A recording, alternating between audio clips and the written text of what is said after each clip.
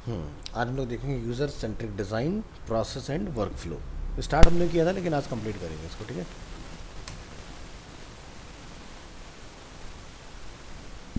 So introduction to UCD, a design process that concentrate on fulfilling user requirements and needs, an interactive design approach that focuses on developing an understanding of user requirements. The four phases are: first step, designer try to figure out the context in which a system may be used. Second step, the user requirements are detailed out. Third step, the actual designing is done. And the fourth step is the design is evaluated. So जो ये 1 2 3 4 steps हम लोग देख रहे हैं ना, इसके अंदर भी फिर सो मैनी स्टेप्स हैं, ठीक है, जो कि आप नेक्स्ट स्क्रीन में देखेंगे। So UCD is for the users and by the users, also known as human centred design process. यानी कि आपने एंड यूज़र को ध्यान में रख के चीज़ों को डिज़ाइन करना है, ना कि अपनी लाइक और प्रेफरेंसेस के बेसिस पर करना है, ठीक है। क्योंकि अल्टीमेटली आपका ऐप हो, वेबसाइट हो, प्रोडक्ट हो, जो भी चीज़ आप डिज़ाइन करते हो वो एंड यूज़र ने ड्राइव करना है। So some methods to implement UCD are: facilitate interdisciplinary work, involve all relevant team members, conduct cost benefit analysis and manage design iterations. So अगर ये 4 पॉइंट्स आप समझ जाते हो ना, तो कल को मान लीजिए आप एक किसी टीम में काम करें या फिर आप किसी टीम को लीड करें, तो आपको ये पता होगा कि मुझे उस पर्टिकुलर प्रोडक्ट को फिनिश लाइन तक ले जाने के लिए फ्रॉम स्क्रैच किन किन चीज़ों की रिक्वायरमेंट है। कहीं ऐसा तो नहीं कि मेरे को किसी ऐप को बनाने का ₹1,00,000 समथिंग मिल रहा है और मैंने उसके अंदर मैन पावर ज़्यादा इन्वॉल्व की हुई है ना। सो क्या होगा, फिर आपको वो एक लॉस मेकिंग होगा। तो जो यूएक्स पर्सन होता है ना, उसको इन सब चीज़ों का ध्यान रखना है कि टीम में मुझे कितने लोग की एक्चुअल मैन फोर्स की रिक्वायरमेंट है। अब ये भी नहीं कर सकते ऑल्ट्रेशन की, पता चला आपको ग्राफिक्स की रिक्वायरमेंट है लेकिन आपने ग्राफिक पर्सन को है उसमें ऐड ही नहीं किया टीम के अंदर। सो क्या होता है कि एक कंपनी के अंदर ज़रूरी नहीं होता कि एक ही यूएक्स पर्सन होगा या एक ही यूआई पर्सन होगा, ऐसे सेम प्रोफाइल की पूरी टीम होती है, ठीक है। 5 5 10 10 लोग मिनिमम मान के चलिए हर कंपनी में आपको मिलेंगे। क्योंकि मान लीजिए हो सकता है कि थ्रू आउट मंथ आपके पास कोई काम ना है, हो सकता है कि सेम मंथ के अंदर आपको 2 से 3 प्रोजेक्ट आ जाएंगे। तो ऐसा तो होगा नहीं कि आपका क्लाइंट ए बी सी जो कहेगा कि पहले क्लाइंट ए का काम कर दो, हम 2 महीना वेट कर लेंगे, ऐसा नहीं होता। क्योंकि सीधा सा एक साइकोलॉजी है हर एक चीज़ के अंदर कि जब आप कहीं कुछ इन्वेस्ट करते हो या जब आपका कोई आइडिया होता है ना, तो आप उसको एनकैश तुरंत करना चाहते हो। इसका छोटा सा एग्जांपल, लाइक मेरे को घर में टीवी चाहिए, आपको जाते हो स्टोर विजिट करते हो या ऑनलाइन आप ऑर्डर प्लेस करते हो, आपको बोले कि भाई 1 महीने बाद आएगा, तो क्या आप खरीदोगे? नहीं खरीदोगे। आप शॉप पर जाओगे, आपको विजिट सेल्स में दिखा देते हैं ये टीवी है, ठीक है, आपने पेमेंट किया, सर ये आपके घर पे डिलीवर हो जाएगा, आप बिंदास घर जाओ, टेंशन फ्री। जब तक वो आ नहीं जाएगा, इंस्टॉल नहीं जाएगा, तब तक आपकी क्यूरियोसिटी खत्म नहीं होती, वो तब तक ही रहेगा। या जैसे हम लोग को नया फ़ोन लेते हैं, आप एक दिन पूरी रात जाग के उसको पूरा एक्सप्लोर करते हैं, ये फीचर देखते हैं, ये फीचर नया क्या है, उसके बाद क्यूरियोसिटी एक हफ्ते के अंदर खत्म हो जाती है। ये साइकोलॉजी, एक ह्यूमन बिहेवियर है ना। तो जब हम लोग ABC क्लाइंट के लिए काम करें तो ABC तीनों जाएंगे, भाई हमारा सबका काम पैरेलली चल रहा हो, हमें डेली बताया जाए कि इतना प्रोग्रेस हो गया। नहीं बताओगे तो कॉल करें, हाँ जी कितना अपडेट है, ठीक है। So early focus is on users and task, structured and systematic information gathering, having designers trend bye experts, empirical measurements and testing of product uses. It means concentrate on ease of learning and ease of use, test prototype with real users, and interactive design. Design, modify and test the process जो रहेगा आपका वो product का repeatedly चलता रहेगा। यानी कि आप डिज़ाइन करेंगे, मॉडिफाई करेंगे, टेस्टिंग करेंगे, फिर आपको अगर उसमें कुछ लगता है improvement, again design, modify, test. जैसे कहते हैं ईट स्लीप रिपीट, भाई ये हमारी लाइफ का ये तो फंडा है। आप डेली खा रहे हो, डेली सोते हो, फिर वही सेम साइकिल चालू, दिन खत्म, सेम प्रोसेस स्टार्ट। तो डिज़ाइन के अंदर जब तक हम लोग उस पर्टिकुलर पॉइंट तक नहीं पहुंच जाते हैं, तब तक वो प्रोसेस चलता रहेगा। सेम ऐसा ही कुछ ना SEO के अंदर भी होता है कि मान लीजिए आप किसी क्लाइंट के लिए SEO का काम कर रहे हो ना, तो क्या होगा कि वहाँ पर आपको आज आपने कोई कीवर्ड लगाया, आपका पेज नंबर 1 पर रैंक कर रहा है, वो आज कर रहा है, 1 हफ्ता कर सकता है, मैं कहता हूँ महीने भर भी कर सकता है, लेकिन कोई ना कोई आपका कॉम्पिटिटर ऐसा है जो आपके कीवर्ड के ऊपर रिसर्च करके आपसे ऊपर आ जाएगा, अगेन आपका प्रोसेस स्टार्ट होगा। तो यानी कि नंबर 1 बनना मुश्किल नहीं है, नंबर 1 को होल्ड करना मुश्किल है, ठीक है। या आप वहाँ पर नंबर 1 पर बने रहो, है ना। तो क्या होगा कि आपको, चाहे वो लोग कर रहे हैं या नहीं, लेकिन आपको अपने कॉम्पिटिटर्स को रडार पर रखना है कि वो लोग क्या कर रहे हैं, क्या उनकी एक्टिविटी है, क्या उनका नया कंटेंट आ रहा है। अगर उनका कोई नया कंटेंट आया तो आपको उस कंटेंट को अपने कीवर्ड से कैसे बीट करना है, या फिर आपने क्या कोई नया कंटेंट उसके लिए राइट कराना है, या कंटेंट के अंदर आपने लिटिल बिट चेंजेस करके आप अपनी पोजीशन को सेम बना के रख सकते हो, वो पॉइंट है। तो ये वो 4 स्टेप्स हैं जिसके अंदर बहुत सारे डिफरेंट चीज़ें आपकी इन्वॉल्व है। जैसे कि प्लानिंग, तो जब भी आप कोई काम करते हो, कोई वेबसाइट बनाओगे, कोई एप्लीकेशन बनाओगे, तो आप पहले प्लान बनाओगे। फिर उसके लिए आपको कितने लोगों की रिक्वायरमेंट है या कौन कौन पर्सन्स आपको उसमें चाहिए, ठीक है, आप उसको यहाँ पर करोगे असेंबल प्रोजेक्ट टीम। और देन फिर आपका होल्ड किक ऑफ मीटिंग, यानी कि फिर आपने जब सब प्लान कर लिया एक पर्सन कि मुझे कौन कौन इस प्रोजेक्ट के लिए रिक्वायरमेंट है, या क्या क्या पर्सन मुझे रिक्वायर्ड इस प्रोजेक्ट के लिए, सबको करेक्ट करने के बाद आपने एक मीटिंग अनाउंस करना है भाई। अब इस प्रोसेस में डेवलप अ प्लान और असेंबल प्रोजेक्ट टीम में एक ही सिनेरियो बेस्ड है कि right a statement of work. हो सकता है आप इतने वेल एक्सपर्ट हो कि भी आपको आइडिया सारा यहाँ पर है, ठीक है। कई बार क्या होता है कि आपके पास जो आइडिया जब तक वो पेपर पर नहीं होगा सभी लोग बेटर वे में कनेक्ट नहीं करते। तो हम लोग क्या करते हैं, पीपीटी बनाते हैं ना, पावर पॉइंट प्रेजेंटेशन, जिसमें हम लोग डिटेल में एक्सप्लेन करते हैं स्कोप ऑफ वर्क क्या है। सो आप right a statement of work, यानी कि स्कोप ऑफ वर्क जो है वो अपना डिटेल्ड आउट कर लो, अपना लिख लो कि हमें इसमें क्या क्या चीज़ें करने की ज़रूरत है। जब आप टीम का प्लानिंग कर रहे हैं ना, तो यहाँ पर हायर अ यूजेबिलिटी टेस्टिंग स्पेशलिस्ट, ठीक है, क्योंकि सीधी सी बात है कि मेरा डिज़ाइन यूजेबल है, एंड यूज़र उसके साथ कितना बढ़िया से काम कर पाएगा, वो सारी चीज़ें। तो अगर आपके पास नहीं तो आप हायर करो, नहीं तो फिर कोई थर्ड पार्टी बंदा हायर करो जो कि आपको प्रोजेक्ट बेस मिल जाते हैं, उसके बाद आपका काम हो जाता है। जैसे अच्छी कंपनी क्या करती है, वेबसाइट बनाएगा सीधे लाइव नहीं करती, वो टेस्टिंग में जाती है, महीने भर टेस्टिंग में रहती है उसके बाद। या फिर क्या करती है कंपनी, अपनी वेबसाइट को लाइव लेकर आती है तो टेस्टिंग फेज़ में लेकर आती है। तो नीचे देखा होगा आपने, जब फ्लिपकार्ट जब चल रहा था या जब लोग पढ़ रहे थे, मैंने कई बार आपको दिखाया था, उसमें लाइक और डिसलाइक का वहाँ पर फ्लिपकार्ट पे हमें राइट बटन में मिलता था कि आप उनका नया यूज़र एक्सपीरियंस लाइक कर रहे हैं या डिसलाइक कर रहे हैं। तो इस तरह से चीज़ों को आप एंड यूज़र तक लेके जाओ। अब इससे क्या होगा फ्लिपकार्ट को कि देखो अल्टीमेटली चलाना है किसने, एंड यूज़र ने। तो मुझे रियल टाइम यूज़र का फीडबैक मिल रहा है ना कि कितने लोग मेरे नए डिज़ाइन को लाइक कर रहे हैं, डिसलाइक कर रहे हैं, है ना। नेक्स्ट इसके बाद आपका जब मीटिंग वगैरह हो जाएगा तो हम लोग कहाँ जाएंगे, एनालाइज के ऊपर, यानी प्लान के बाद हमारा नेक्स्ट स्टेप है एनालाइज। सो अब आप यहाँ पर करेंगे एवेल्यूएट योर करंट साइट, ठीक है, अगर है तो आप अपनी एग्जिस्टिंग साइट को पहले एवेल्यूएट करेंगे, भाई इस साइट के अंदर स्कोप ऑफ वर्क क्या है एग्जिस्टिंग के अंदर। लर्न अबाउट योर यूज़र्स, जो उस वेबसाइट का एंड यूज़र है, यानी कि टारगेट ऑडियंस। कि टारगेट ऑडियंस के लिए कहीं ऐसा तो नहीं वेबसाइट ज़्यादा कॉम्प्लिकेटेड हो, उसको ड्राइव करने में प्रॉब्लम है। जैसे फ्लिपकार्ट का अगर आप देखो या अमेज़ॉन का आप देखो, तो उसके लिए बहुत ज़्यादा कुछ मुझे स्किल्स की ज़रूरत नहीं है। आपने प्रोडक्ट लिया, ऐड टू कार्ट, जैसे आप प्रोडक्ट पे क्लिक हो तो 2 ऑप्शन आपको दे दिए जाएंगे, ऐड टू कार्ट या बाय नाउ। आपको तुरंत खरीदना है, आपने बाय नाउ पर क्लिक किया, सीधे आपको वो कहाँ ले जाएगा, साइन इन साइन अप। अगर आप ऑलरेडी हैं तो वो सीधे एड्रेस वगैरह जो आपने पहले से प्रीलोड करा होगा वहाँ पर आप रिडायरेक्ट हो जाओगे। नहीं होगा तो आपको एड्रेस फिल करना पड़ेगा, फिर उसके बाद आपको पेमेंट इन्फॉर्मेशन देना पड़ेगा और आपका चेकआउट हो जाएगा।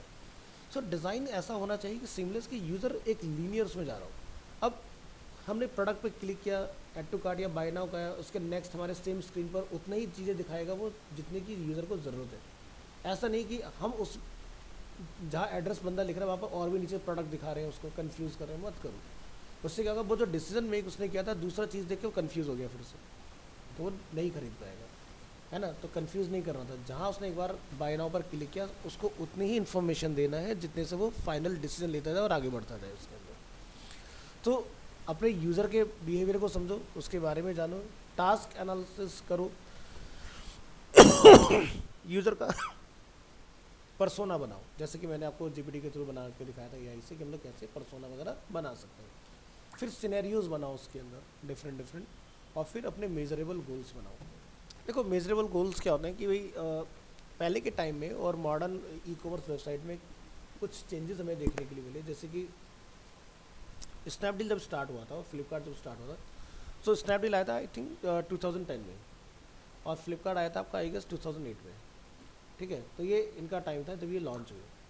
अब फ्लिपकार्ट स्नैपडील की सक्सेस को देखते हुए कंज्यूमर ड्यूरेबल प्रोडक्ट्स के अंदर एंटर हुआ, अदरवाइज वो पहले बुक्स के अंदर थे, ठीक है, वो बुक सेल किया करते थे ऑनलाइन। सो लेटर ऑन उन्होंने देखा कि इंडिया में ई कॉमर्स के अंदर स्नैपडील बहुत अच्छा कर रहा है, तो उन्होंने एंट्री लिया और उन्होंने उसके फेलियर से सीखा कि वो क्या कर रहे हैं और हमें क्या करने की ज़रूरत है। तो ईच टाइम क्या होता था कि जब यूज़र जाता था तो पहले वेबसाइट के अंदर आपने प्रैक्टिस देखोगा, उसको बोलते थे गेस्ट लॉगिन या गेस्ट चेकआउट। यानी कि आपको अकाउंट बनाने की ज़रूरत नहीं है, आप प्रोडक्ट लीजिए, अपना बस email ID, address, phone number डालिए और आप बाहर से बाहर ही प्रोडक्ट लेके निकल जाते हो। ठीक है, यूज़र का काम बच गया, उसको अकाउंट नहीं बनाना पड़ा। लेकिन प्रॉब्लम कहाँ आती है कि मैंने जितने प्रोडक्ट सेल किए, प्रोडक्ट तो सेल हो गया। देखो सीधी सी बात है, डे टू डे लाइफ में क्या होता है, लेट्स से आपके यहाँ पर आपकी लोकेलिटी से किसी शॉप से ब्रेड बटर आता है डेली घर पर, तो क्या ब्रेड बटर बेचने में शॉपकीपर को बेनिफिट होता है? ज़ीरो बेनिफिट होता है, उसको कोई फ़ायदा नहीं होता है ना। लेकिन वो बेच क्यों रहा है? क्योंकि आपके जितना घर के नज़दीक होगा आप उसी शॉप पर जाओगे, 4 सामान वहाँ पर दिखाई देंगे, आप वो भी खरीदोगे। तो ये उसका बेनिफिट होता है, यानी कि वो आपको रिटेन करता है उसके बेसिस पर। अब ऐसा नहीं दूध आपने एक बार खरीद लिया कि लाइफ टाइम फिर तुम्हें ज़रूरत नहीं है, डेली चाहिए। ठीक है, टेट्रा ले आओगे तो उसकी चलो माना कि सेल्फ लाइफ ज़्यादा है, लेकिन ऐसा नहीं कि फिर दोबारा कभी चाहिए ही नहीं होगा, चाहिए तो होगा ना। तो यानी कि इससे बनती है रिटेनरशिप, यानी कि जितना ज़्यादा आप कस्टमर को बार बार रिटेन करोगे फिर ऑटोमेटिकली आपके दिमाग में एक चीज़ सेट होगी, मुझे वहीं जाना है। इसको थोड़ा सा और डिटेल में समझाता हूँ। हम हेयर कट कराते हैं सभी लोग, ठीक है, आप जो भी अपनी सर्विसेज लेते हो, बॉयज़ हों या गर्ल्स हों, तो हमारी एक हैबिट हो जाती है कि हम वहीं जाते हैं। वेट भी करना पड़ता है कई बार, चलो कोई नहीं भैया कर लो, हम बाद में आते हैं, लेकिन प्रेफरेंस वही रहेगा। हाँ, जब तक कोई ऐसी बहुत अर्जेंट मजबूरी ना आ जाए कि भाई मान लो तुम्हारा इंटरव्यू का कॉल आ गया, तुम्हें 10 बजे पहुँचना है और 8 बज रहे हैं, कोई लेट हो जाऊँगा मैं इंतज़ार करने के चक्कर में, तब आप हो सकता है सेकंड प्लान पर जाओ। नहीं तो प्राइमरी गोल आपका वही होगा, जहाँ से आप सर्विस ले रहे हो आप वहीं जाओगे। ऐसे ही है। अब स्नैपडील के मॉडल में ये कमी थी, उन्होंने क्या बोला, गेस्ट चेक इन चेकआउट कर सकते हैं आप। लेकिन अब प्रॉब्लम ये आता है कि मैंने जिनको बेचा मैं उनको टारगेट कैसे करूँ दोबारा। तो आप देखते हो सेलफोन के अंदर आपका फ्लिपकार्ट या अमेज़ोन हमेशा लॉगिन रहता है। सो क्या होता है, मान लो कोई ऑफ़र आया, कोई डील आया, तो क्या वो ऐड दिखाते हैं आपको? नहीं, वो सीधे आपके पास एक नोटिफिकेशन डाल देते हैं जिसको हम बोलते हैं पुश नोटिफिकेशन। अब इतने लोग जब मिलियंस ऑफ उनके लाइव होते हैं ना, तो उन्हें क्या फ़ायदा हुआ? एक तो मार्केटिंग में कोई इन्वेस्ट नहीं करना पड़ा, आप हर वक्त लॉगिन हो, मेरा काम आसान हो गया। तो मैं दिन में 10 चीज़ों के नोटिफिकेशन भेजूँ या 100 चीज़ों के भेजूँ, मैं आपकी नीड बन चुका हूँ आज की डेट में कि आपको भले से हो सकता है आप ऑनलाइन ना खरीदते हो, लेकिन आप कंपैरिजन के लिए तो जाती हो ना कि चलो प्राइस का एक आइडिया ले लेते हैं। ठीक है, आज मैंने न जाने कितने प्रोडक्ट ऐसे खरीदे घर के अंदर कि भाई मैं एसी लेने गया शॉप के ऊपर, तो बोलते कि जी इतने का है, मैंने कहा ऑनलाइन तो इतने का दिखा रहा है सर, हम भी इतने में दे देंगे। बस सीधी सी बात है, उन्हें पता है बंदा ऑनलाइन ले रहे, तो उससे अच्छा यहीं डिस्काउंट दे के अपनी डील क्लोज करो, हो गया ना डील। सीधा सा उनको बोले सर 5,000 का तो कैशबैक का ऑफर ये भी दे रहे हैं, हम भी दे देंगे सर। तो सामने दिखाओ, शर्माने की ज़रूरत नहीं, बंदा देगा क्योंकि उसको बेचना है, क्योंकि उसको ये पता है कि ई कॉमर्स आने से जनरली जो हमारे रिटेल स्टोर है सबसे ज़्यादा लॉस उन्हीं का ही है। ठीक है, तो फ्लिपकार्ट जब इंट्रोड्यूस हुआ अपने इस तरह के मॉडल के साथ, तो उन्होंने रीयूजेबिलिटी निकाला डिज़ाइन के अंदर, यानी कि एक यूज़र को उन्होंने साइन इन साइन अप करवाया अपनी वेबसाइट पर। वेबसाइट पर जो साइन इन साइन अप हो गया ना, तो क्या हुआ, रीयूजेबिलिटी का मतलब समझिए कि एक बंदे ने फिर से कोई नया प्रोडक्ट खरीदा, तो अब की बार उसको दोबारा एड्रेस नहीं लिखना, दोबारा अपना कॉन्टैक्ट डिटेल नहीं बताना, यानी कि मेरे पास ऑफिस के काम में से 5 मिनट बचे तो मैं 5 मिनट प्रोडक्ट लेके निकल सकता हूँ। अगर आपके पास लॉगिन नहीं होगा ना, आप फिर से कार्ड उठाओगे, 16 डिजिट उसमें लिखोगे, फिर उसके जा रहे कि उसमें बताओगे चीज़ें, तो आपका टाइम कंज्यूम होगा। तो डिज़ाइन रीयूजेबिलिटी से मतलब क्या होता है कि जिससे आपका टाइम कम लगे, इससे क्या हुआ, यूज़र के क्लिक्स कम हो गए। तो सीधी सी बात है, आप अगर फ्लाइट में ट्रैवल करते हो, आपका पता होगा कि वहाँ पे चेक इन में काफ़ी टाइम लगता है ना, तो क्या बना बहुत टाइम पहले एक ऑनलाइन चेक इन का सिस्टम कि आप ऑनलाइन ही सारी फॉर्मेलिटीज़ पूरी कर लो और सीधे आप एंटर कर जाओ, तो आपका टाइम सेव हो गया उसके अंदर, है ना। तो जो इतना लंबा प्रोसेस की फ़्लाइट मेरी 5 बजे की, मैं 3 बजे एयरपोर्ट पहुँच रहा हूँ, अपनी नींद ख़राब कर रहा हूँ सुबह में, कोई फ़ायदा नहीं है उस चीज़ का। ठीक है, तो मेजरेबल गोल्स क्या है कि भाई एक विजिटर अगर आपकी वेबसाइट पर या आपके ऐप के ऊपर आया, तो हम गोल्स क्या सेट करें उसके अंदर। जैसे एग्जांपल के तौर पर हम कहते हैं कि भाई हमारा जो गोल है वो क्या है, सेल है। तो सेल तो तभी होगी ना जब आपका विजिटर जो है वो आपके प्रोडक्ट्स को देखे। अब मान लो कि हम 4-5 लोग यहाँ बैठे हुए हैं, एक XYZ वेबसाइट है और हम जाके वहाँ पे कुछ देख ही नहीं तो सेल कहाँ से हो जाएगी, नहीं होगी ना। तो पहली चीज़, जब तक दिखोगे नहीं तब तक बिकोगे नहीं। तो दिखना ज़रूरी है और दिखना सही ऑर्डर में ज़रूरी है। मॉल का कल्चर क्यों सक्सेसफुल हो गया और शॉप्स का कल्चर क्यों फेल हो गया, उसके पीछे का सबसे बड़ा रीज़न ये कि जब आप किसी दुकान पर जाते हो तो आपके पास फ्रीडम नहीं होता कि आप सामान को उठा के खुद देख पाओ, है ना। अब छोटा सा एग्जांपल लेते हैं, हम ज़्यादा बड़े किसी उसका बात नहीं करेंगे। हम बिग बाज़ार जाते हैं फॉर एग्जांपल, आपके पीछे बेचारा बंदा कपड़ा फोल्ड कर रहा है तो वो अगले कपड़े खोल खोल के डाल के जा रहे हैं। वो कुछ नहीं कह सकता क्योंकि उसको हायर ही इसलिए किया गया कि भाई तुम्हें दोबारा से फोल्ड कर रहा है, अगला बंदा खोल के जाएगा। तुमने देखा, खोला, लगाया, नहीं, रख दिया, ठीक है। अब ये काम शॉप पे करके दिखाओ। जो लाला जी होते हैं 2 मिनट में इरिटेट हो जाते हैं, भाई चल लेना नहीं तो मेरा टाइम क्यों ख़राब करा। तो जब आप ऐसा करोगे तो यूज़र को कहाँ से, वो कहते हैं भाई बेकार आदमी है तो मैं नहीं आऊँगा समझ के भी, ये तो मुझे फ्रीडम ही नहीं दे रहा देखने की। तो ये फेल इसलिए हुए। अब जैसे कुछ होते हैं, आइए आइए बहन जी, आइए सर, तो भाई दिखा छोटू, कपड़े दिखा ज़रा भाई सबको, 2-3 दिखा, ये नया मॉडल है ये देखो ज़रा, है ना, एग्जाम्पल के तौर पर इस तरह की चीज़ें।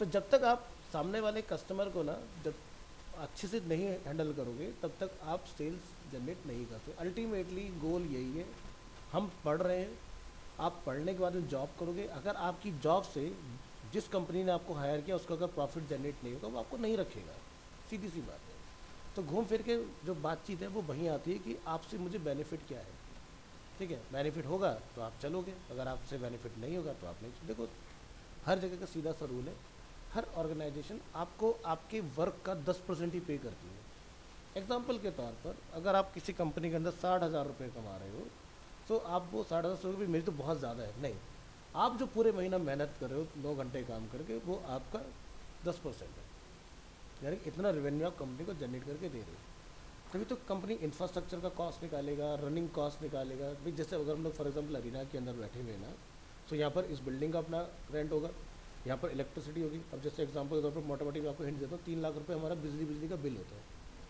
अब हम सोचते हैं भाई 3 लाख रुपये कहाँ जा रहा होगा इसके अंदर, है ना। अब AC सुबह से शाम तक नॉन स्टॉप चलता है, चाहे कूलिंग करता है नहीं करता है, उसकी टेंशन नहीं।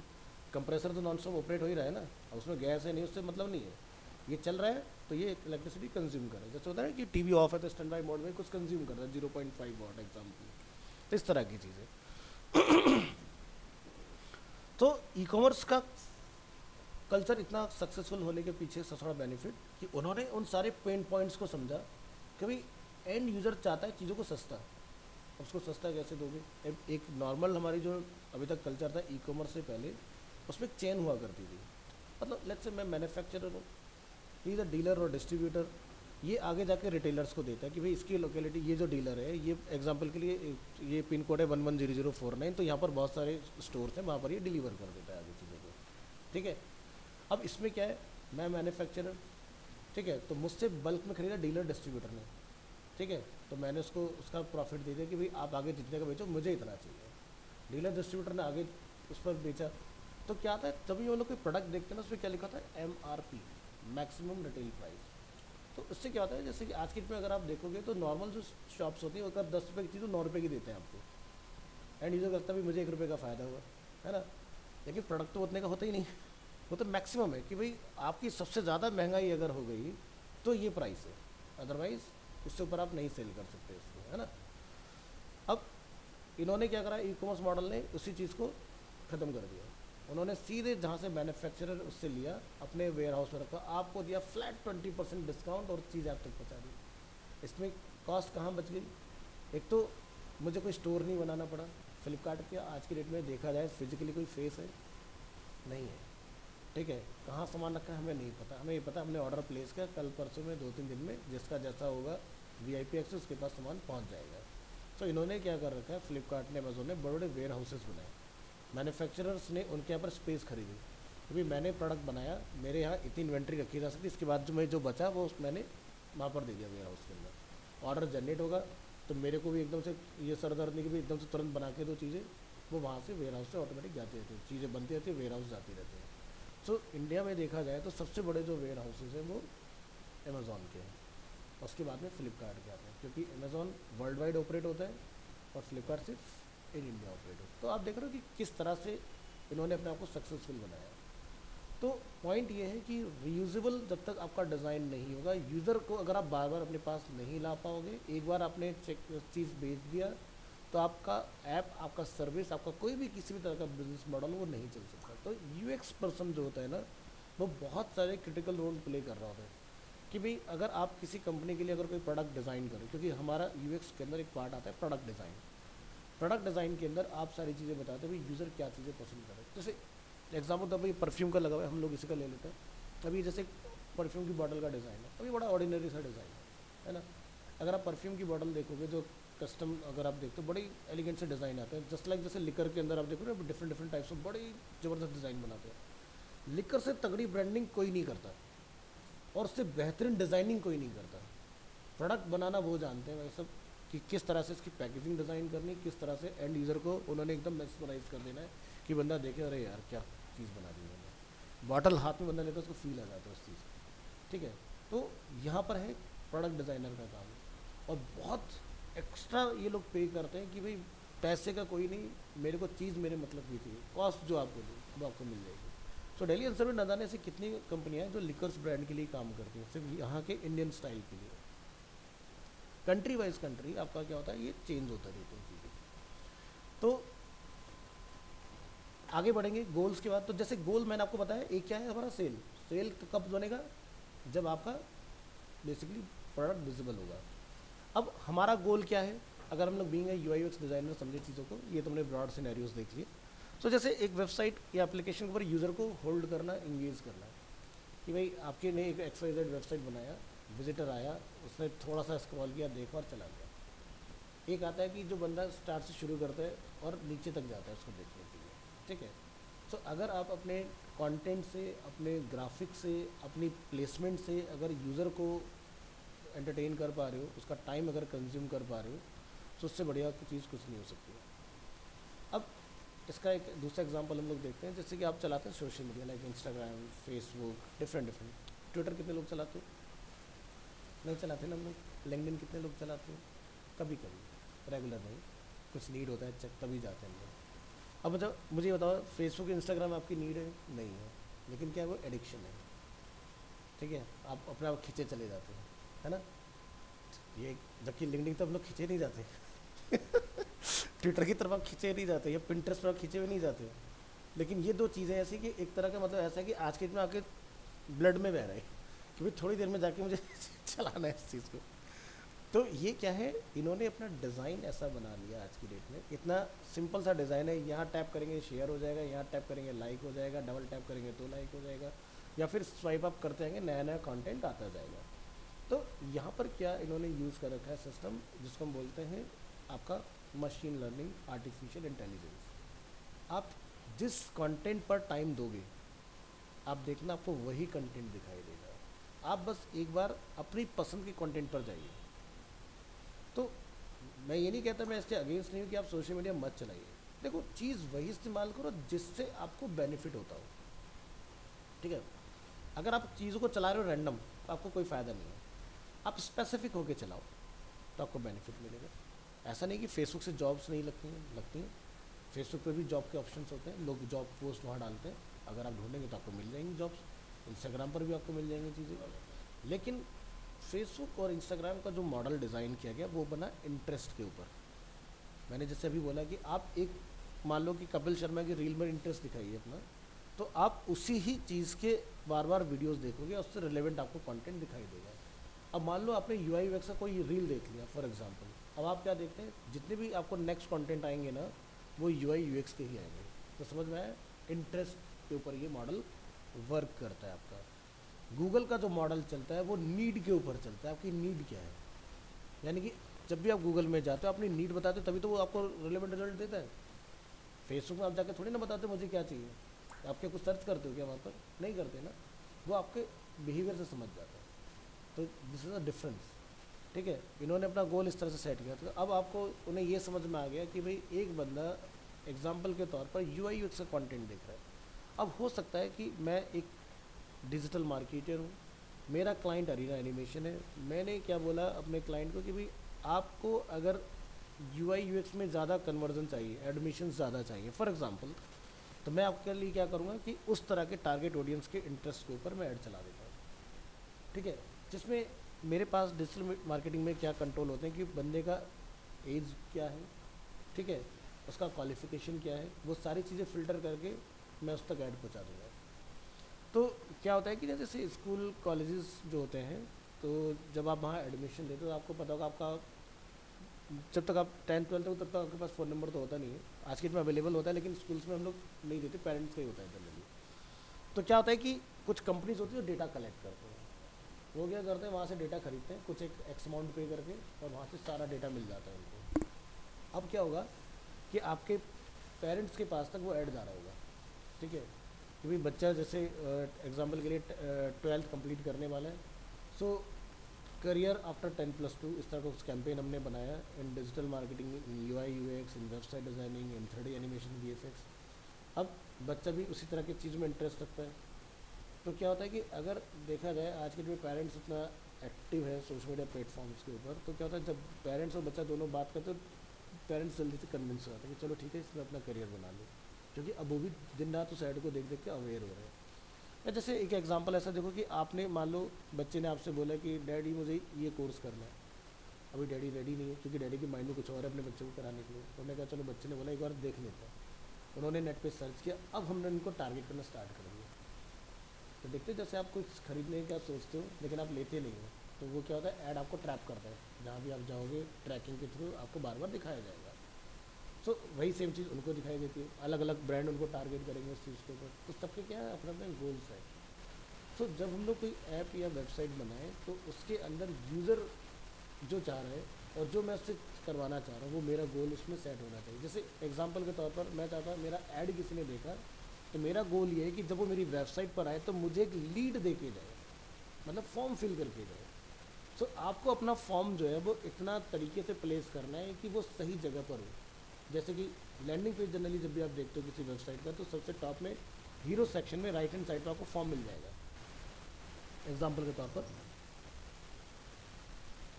अरीना एनिमेशन इंडिया, अब आप यहाँ देख रहे हैं एक फॉर्म अवेलेबल है, रिक्वेस्ट अ कॉल बैक, ठीक है। अब यहाँ पर ये जो फॉर्म हम लोग देख रहे हैं ना, तो ये क्या होगा कि डायरेक्टली कोई फिल नहीं करेगा, या तो वो बहुत ज़्यादा वेल अवेयर है इसके बारे में, उसने बहुत सारी रिसर्च कर ली, अब उसका माइंड सेट है भाई तो मुझे करना ही करना है, तो वो यहाँ आएगा, अपना लोकेशन बताएगा और अपना डिटेल फिल करेगा। मिनिमलिस्टिक, ज़्यादा हम लोग नहीं पूछे भी कितना पढ़े लिखे हो, वो हम ओवर दी कॉल बात कर लेंगे, क्योंकि जब ज़्यादा आप डिटेल में जाओगे तो बंदा फिर फ्रस्ट्रेट हो जाएगा, ठीक है। तो मिनिमलिस्टिक आपने चीज़ों की रिक्वेस्ट करनी है कि भाई name, phone number, email. Email पर देख रहे स्टार नहीं है, नेम पर स्टार नहीं है, फ़ोन करेंगे बात कर लेंगे, तो हमें नंबर तो चाहिए बस। तो नंबर क्या है, ज़रूरी है तुम तक पहुंचने के लिए, तुम्हारा नाम भी ज़रूरी नहीं है ना। लेकिन क्या होता है कि ये जो दो चीज़ें हम लोग देख रहे हैं, जब मैं इसका ऐड चलाऊंगा ना पेज का, तो आप देखते हो ऑटो फिल हो जाती है इन्फॉर्मेशन, ठीक है। लेकिन नंबर हम ऑटो फिल नहीं करवाएंगे, नंबर हम लिखवाएंगे यूज़र से, क्योंकि अगर वो नंबर लिखेगा तो नंबर सही पहुंचेगा और तब हम लोग अपने आप बात कर पाएंगे उससे, ठीक है। तो हम यूज़र को बिल्कुल भी नहीं कह रहे कि अपना ईमेल दो, नाम दो, सब कुछ ऑटोमेटिक पे छोड़ा हुआ है, बस नंबर चाहिए। अपना आप उसको गाइड करेगी काउंसलर की भाई कहाँ के लिए देख रहे हैं, कौन सी उसमें देख रहे हैं, ये है वो है सारी चीज़ें, है ना।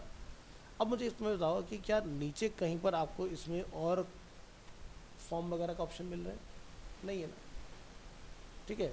सो ये अगर डायरेक्ट मैं अगर इस डिज़ाइन को देखता हूँ तो ये गलत है, ऐड के थ्रू अगर हम लगाते हैं तो उस हिसाब से सही है। सो क्या होना चाहिए था कि जैसे यहाँ पर फॉर्म है, बहुत अच्छी बात है, आगे बढ़ते हैं। जैसे यहाँ पर हमने देखा बेस्ट एनिमेशन इंस्टीट्यूट इन दिल्ली, ये लिख दिया, ठीक है। तो लिखने से कुछ नहीं होता है, ठीक है। आप अपने यूज़र को अपने क्वालिटी ऑफ वर्क से कन्विंस करो, ना कि लिख के बताने से आप उसको करो, ठीक है। अब ये क्या एसईओ के पॉइंट से, रिसर्च के पॉइंट से बहुत अच्छी चीज़ है, ठीक है। लेकिन आप यहाँ पर जैसे दिखा रहे हैं कोर्सेज, जैसे मैंने आपको रिसर्च करके दिखाया था ना, गेमिंग कोर्स है, ठीक है, क्या पढ़ेंगे नहीं पता, ठीक है। क्यूरियोसिटी में छोड़ दिया, चलो भाई काउंसलर को बच्चा कॉल कर, हम उसको तब बताएंगे, या फिर हम उसको बुलाएंगे भाई आप यहाँ इंक्वायरी के लिए आओ, और तब हम आपको बताते हैं ये चीज़ उसके अंदर मिलने वाली है आपको। यानी कि एक यूज़र यहाँ पर आके क्लैरिटी नहीं ले पा रहा है ना। तो यानी कि एक एंड यूज़र का अगर मैं गोल देखूँ तो फुलफिल नहीं हो रहा, उसको ये तो पता चल गया भाई अरीना कुछ गेमिंग का कोर्स तो कराता है, लेकिन क्या कराता है मुझे नहीं पता, क्या वो गेम डेवलपमेंट पढ़ा रहा है या गेम डिज़ाइनिंग पढ़ा रहा है? नहीं है यहाँ पर। ठीक है, अब यहाँ लिखा want to start your journey as a gaming developer. ठीक है, तो बट अरीना तो गेम डेवलपमेंट पढ़ाता ही नहीं है, तो ये तो फॉल्स कमिटमेंट हो गया अगेन एंड यूज़र के साथ। वो कहेगा जी मैं तो आपकी वेबसाइट पर देखा था गेम डेवलपमेंट, नहीं नहीं नहीं हम डिज़ाइनिंग कराते हैं, हम डेवलपमेंट नहीं कराते, तो गलत है ना। तो इन चीज़ों का हमें बहुत ध्यान रखना होता है कि जब कोई आप एक वेबसाइट या एप्लीकेशन बनाए तो वही लिखें जो आप चीज़ें देते हैं, ऐसे नहीं होना चाहिए, है ना। प्लस क्या टूल्स हम लोग देने वाले हैं, क्या मॉड्यूल्स हम लोग देने वाले हैं, उसकी अगर आप क्लैरिटी दोगे तो बच्चा 10 जगह अगर कंपेयर करेगा, अगर आपको कंटेंट आपका मॉड्यूल उसको अच्छा लगेगा तो डेफिनेटली वो आप तक पहुँचेगा। ठीक है, तो इसको बोलते हैं क्लैरिटी।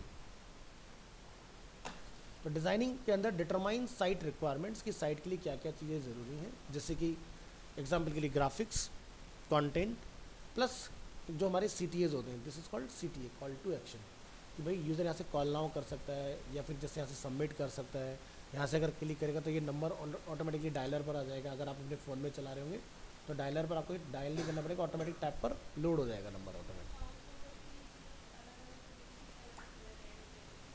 कहाँ है रेड पे? हाँ, तो इसको कभी भी कॉल टू एक्शन सभी एक जैसे नहीं रखे जाते, सबका अपना अलग अलग रोल होता है। ठीक है, यहाँ से कॉल हो रहा है, यहाँ से कॉल हो रहा है, ये चलेगा। यहाँ पर सबमिट हमारा एक अलग चीज़ है, तो यहाँ पर इसका अलग जाएगा हमेशा। इसको बोलते हैं प्राइमरी एंड सेकेंडरी। हमारा प्राइमरी ऑब्जेक्टिव क्या है, सेकेंडरी ऑब्जेक्टिव क्या है। ठीक है, या तो इसको ऐसा समझो चाकू खरबूजे पे गिरे, खरबूजा चाकू पे गिरे, और अल्टीमेटली हो तो एक ही चीज़ रही ना, यानी कि या तो मैं कॉल करूँ या मुझे कॉल करेगा। ठीक है, तो इसको प्राइमरी एंड सेकेंडरी। तो प्राइमरी कॉल क्या होगा, जब हम लोग कहीं पर कोई चीज़ सर्च करते हैं हम इमीडिएटली चाहते हैं बात हो जाए। ठीक है, अब मान लो कि मैंने कॉल किया लेकिन मेरे पास दिखा रहा है फ़ोन के ऊपर this number is currently visit.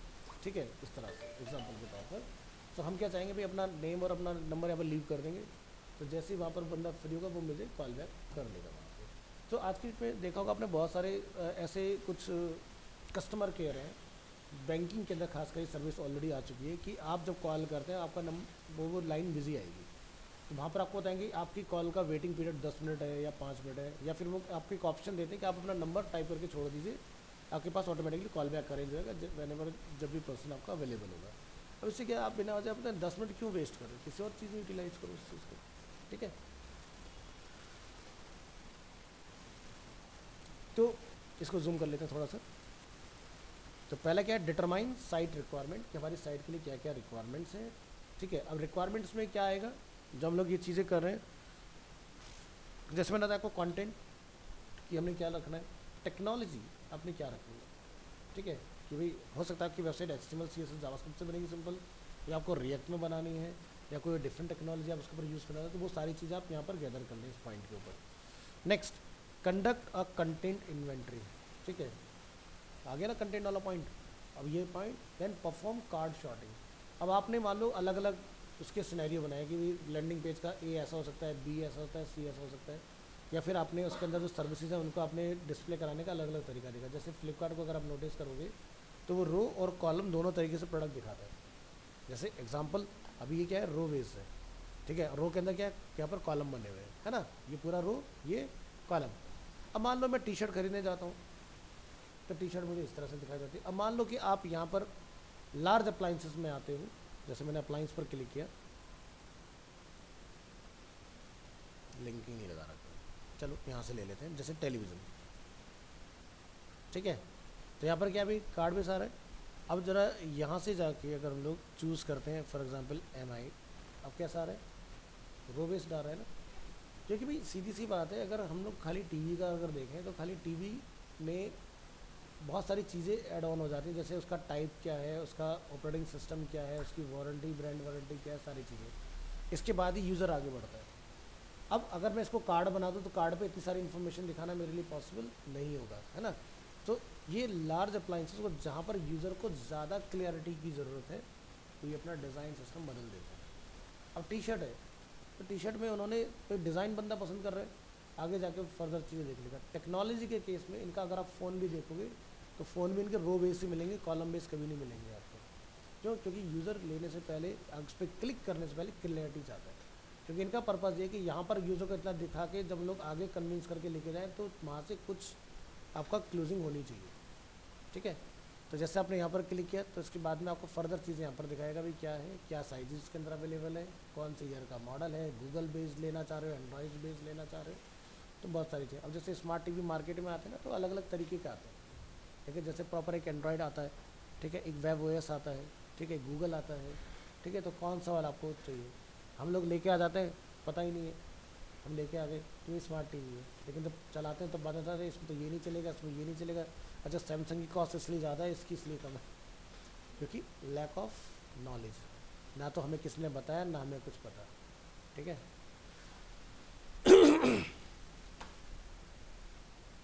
तो ये होता है परफॉर्म कार्ड शॉटिंग। तो यानी कि जब आप कोई डिज़ाइन करते हो ना तो आप उसके मल्टीपल वेरिएंट्स बनाते हो। तो जैसे देखो ना पेपर प्रोटोटाइपिंग, पेपर प्रोटोटाइप क्या था, पेपर जरूरी नहीं कि सॉफ्टवेयर एक्सडी फिग्मा में ही ये काम किया जाए, आप पेपर पर भी अपने कार्ड के अलग अलग व्यू बना के रख सकते हो। उससे बेनिफिट ये आएगा कि भाई आपको किस तरह का विजुअल के साथ जाना है। परफॉर्म कार्ड शॉटिंग के अंदर मान लो मैंने ABCD 10 सिनेरियो बनाए, ठीक है, अलग अलग गोल्स हो सकते हैं। फिर आप उन गोल्स में देखो कि बेस्ट गोल हमारे इस मॉडल में कौन कौन से ऐड ऑन हो सकते हैं। फिर क्या है IA, this is called information architecture. तो आप अपना यहाँ पर इंफॉर्मेशन आर्किटेक्चर डिफाइन करोगे, जैसे मैंने आपको बताया ना साइट मैप जो जनरेट करके दिखाता है, इट्स कॉल्ड इंफॉर्मेशन आर्किटेक्चर, ठीक है। Right for the web, use parallel design, अलग अलग डिज़ाइन बनाए, डेवलप अ प्रोटोटाइप, ठीक है, देन लॉन्च साइट। तो ये आपका डिज़ाइनिंग का फ्लो है। इसके बाद क्या है, test and refine, types of evaluation, usability की टेस्टिंग करो, ह्यूरिस्टिक इवेल्युएशंस करो, एंड इम्प्लीमेंट एंड रीटेस्ट। अब यहाँ से यूजेबिलिटी में कुछ और चीज़ें भी निकल कर सकते, जैसे दोबारा से टेस्ट प्लान बनाया हमने, prepare and test, then data analysis and report. तो मान लो कि मैंने अगर 100 लोगों को टेस्टिंग किया तो 100 लोगों में से कितने लोग कहाँ तक पहुँचे, उसको क्या उनका फीडबैक है, क्या उनका उसमें इनपुट रहा है, ठीक है, कितने लोगों ने लाइक किया डिज़ाइन को, डिसलाइक किया, अगर डिसलाइक किया तो क्यों हुआ, उनसे उसके बारे में इंटरव्यू करो, फिर उस चीज़ को फिक्स करने की कोशिश करो। देखो क्या होता है कि जब भी आप कोई स्टोर से कोई एप्लीकेशन डाउनलोड करते हो ना तो वहाँ पर क्या होता है, आपको फीडबैक अच्छे बुरे दोनों मिलेंगे। अब पॉइंट ये आता है कि भाई हमने जो ऐप अपना लॉन्च किया है वो किस OS के लिए लॉन्च किया। तो OS क्या होता है, iOS और एंड्रॉयड। तो एंड्रॉयड पर फीडबैक आपको एंड्रॉयड वाले मिलेंगे, iOS पर फीडबैक आपको iOS वाले मिलेंगे। ऐसा तो नहीं कि iOS वाले फीडबैक आपको एंड्रॉयड में आ जाएंगे, है ना। तो हमारा यहाँ पर OS में मतलब क्या है कि OS में डिफरेंट वर्जन्स आते हैं। भाई हो सकता है कि हमने जो बनाया वो एंड्रॉयड 15 के लिए, 16 के लिए एग्जाम्पल के तौर पर, और यूज़र चला रहा है बहुत पुराना वाला एंड्रॉयड, ठीक है, और उसके ऊपर वो बढ़िया से परफॉर्म ना कर रहा, है ना। तो आपने क्या देखना है कि आप जनरली अगर एक अच्छा एप्लीकेशन देखोगे ना तो क्या देखते हैं हम लोग, वहाँ पर रिप्लाई होते हैं नीचे। तो वो कई बार पूछे होते हैं सर आपका डिवाइस क्या है, मॉडल नंबर क्या है, सो दैट कि उन्हें पता चले कि ये प्रॉब्लम फिक्स हो भी सकती है या नहीं उस चीज़ के ऊपर, ठीक है। तो हर एक कमेंट के ऊपर, नेगेटिव फीडबैक के ऊपर कोई ना कोई उनके यहाँ से डेडिकेटेड टीम पर्सन होगा जो उसको एंटरटेन कर रहा होगा, ठीक है। या जैसे बहुत बार आप देखते हो कि भाई करंट अपडेट में हमारा डिज़ाइन जो लैग कर रहा है, सही से काम नहीं कर रहा, तो वो उसके ऊपर जस्टिफिकेशन दे रहे होंगे, या फिर बोलेंगे sir this will fix in next update, ठीक है। इस तरह की चीज़ आपको देखने को मिलेगी। तो अपने एंड यूज़र को सेटिस्फाई करना बहुत ज़रूरी है। देखो प्रॉब्लम का सॉल्यूशन भले से ना मिला हो, लेकिन अगर आपने इतना भी पूछ लिया ना तो यूज़र आपको छोड़ेगा नहीं, तो उसको वो मिलना चाहिए वहाँ पर कि मैंने कुछ लिखा और उसका कुछ रिटर्न मुझे वहाँ से आ गया। इसी तरह से गूगल रिव्यूज़ जब लोग आपके लिए डालते हैं ना तो आपको गूगल रिव्यूज़ पर अगर आपको अप्रिशिएट करें, लोग लाइक करें डिसलाइक करें, सभी को खुले दिल से वेलकम करें। कोई आर्ग्यूमेंट करने की ज़रूरत नहीं है कि भाई तूने ऐसा कैसे बोल दिया, ये कैसे कर, हटा इसको, वो तो 2-3 और लिख देगा दूसरी गाड़ी लेके कर लो, क्योंकि रिव्यूज़ आप हटवा नहीं सकते, जो लिखा गया वो लिखा गया। तो उसको आप कैसे कर सकते हो, उसकी उस प्रॉब्लम को सॉल्व करके, ठीक है।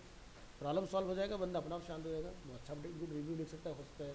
या फिर दूसरा तरीका ये कि आप अच्छे आपके जो नए रिव्यूज़ आएंगे वो उसको अपना नीचे डाउन में ले जाएंगे। जैसे एग्जांपल के तौर पर अगर हम लोग यहाँ देखें गूगल के अंदर, अगर हम लिखते हैं फ्लिपकार्ट, ठीक है, तो ये सारी चीज़ें यहाँ पर इसके बारे में आ गई। और देखते हैं लोड करके, अगर यहाँ पर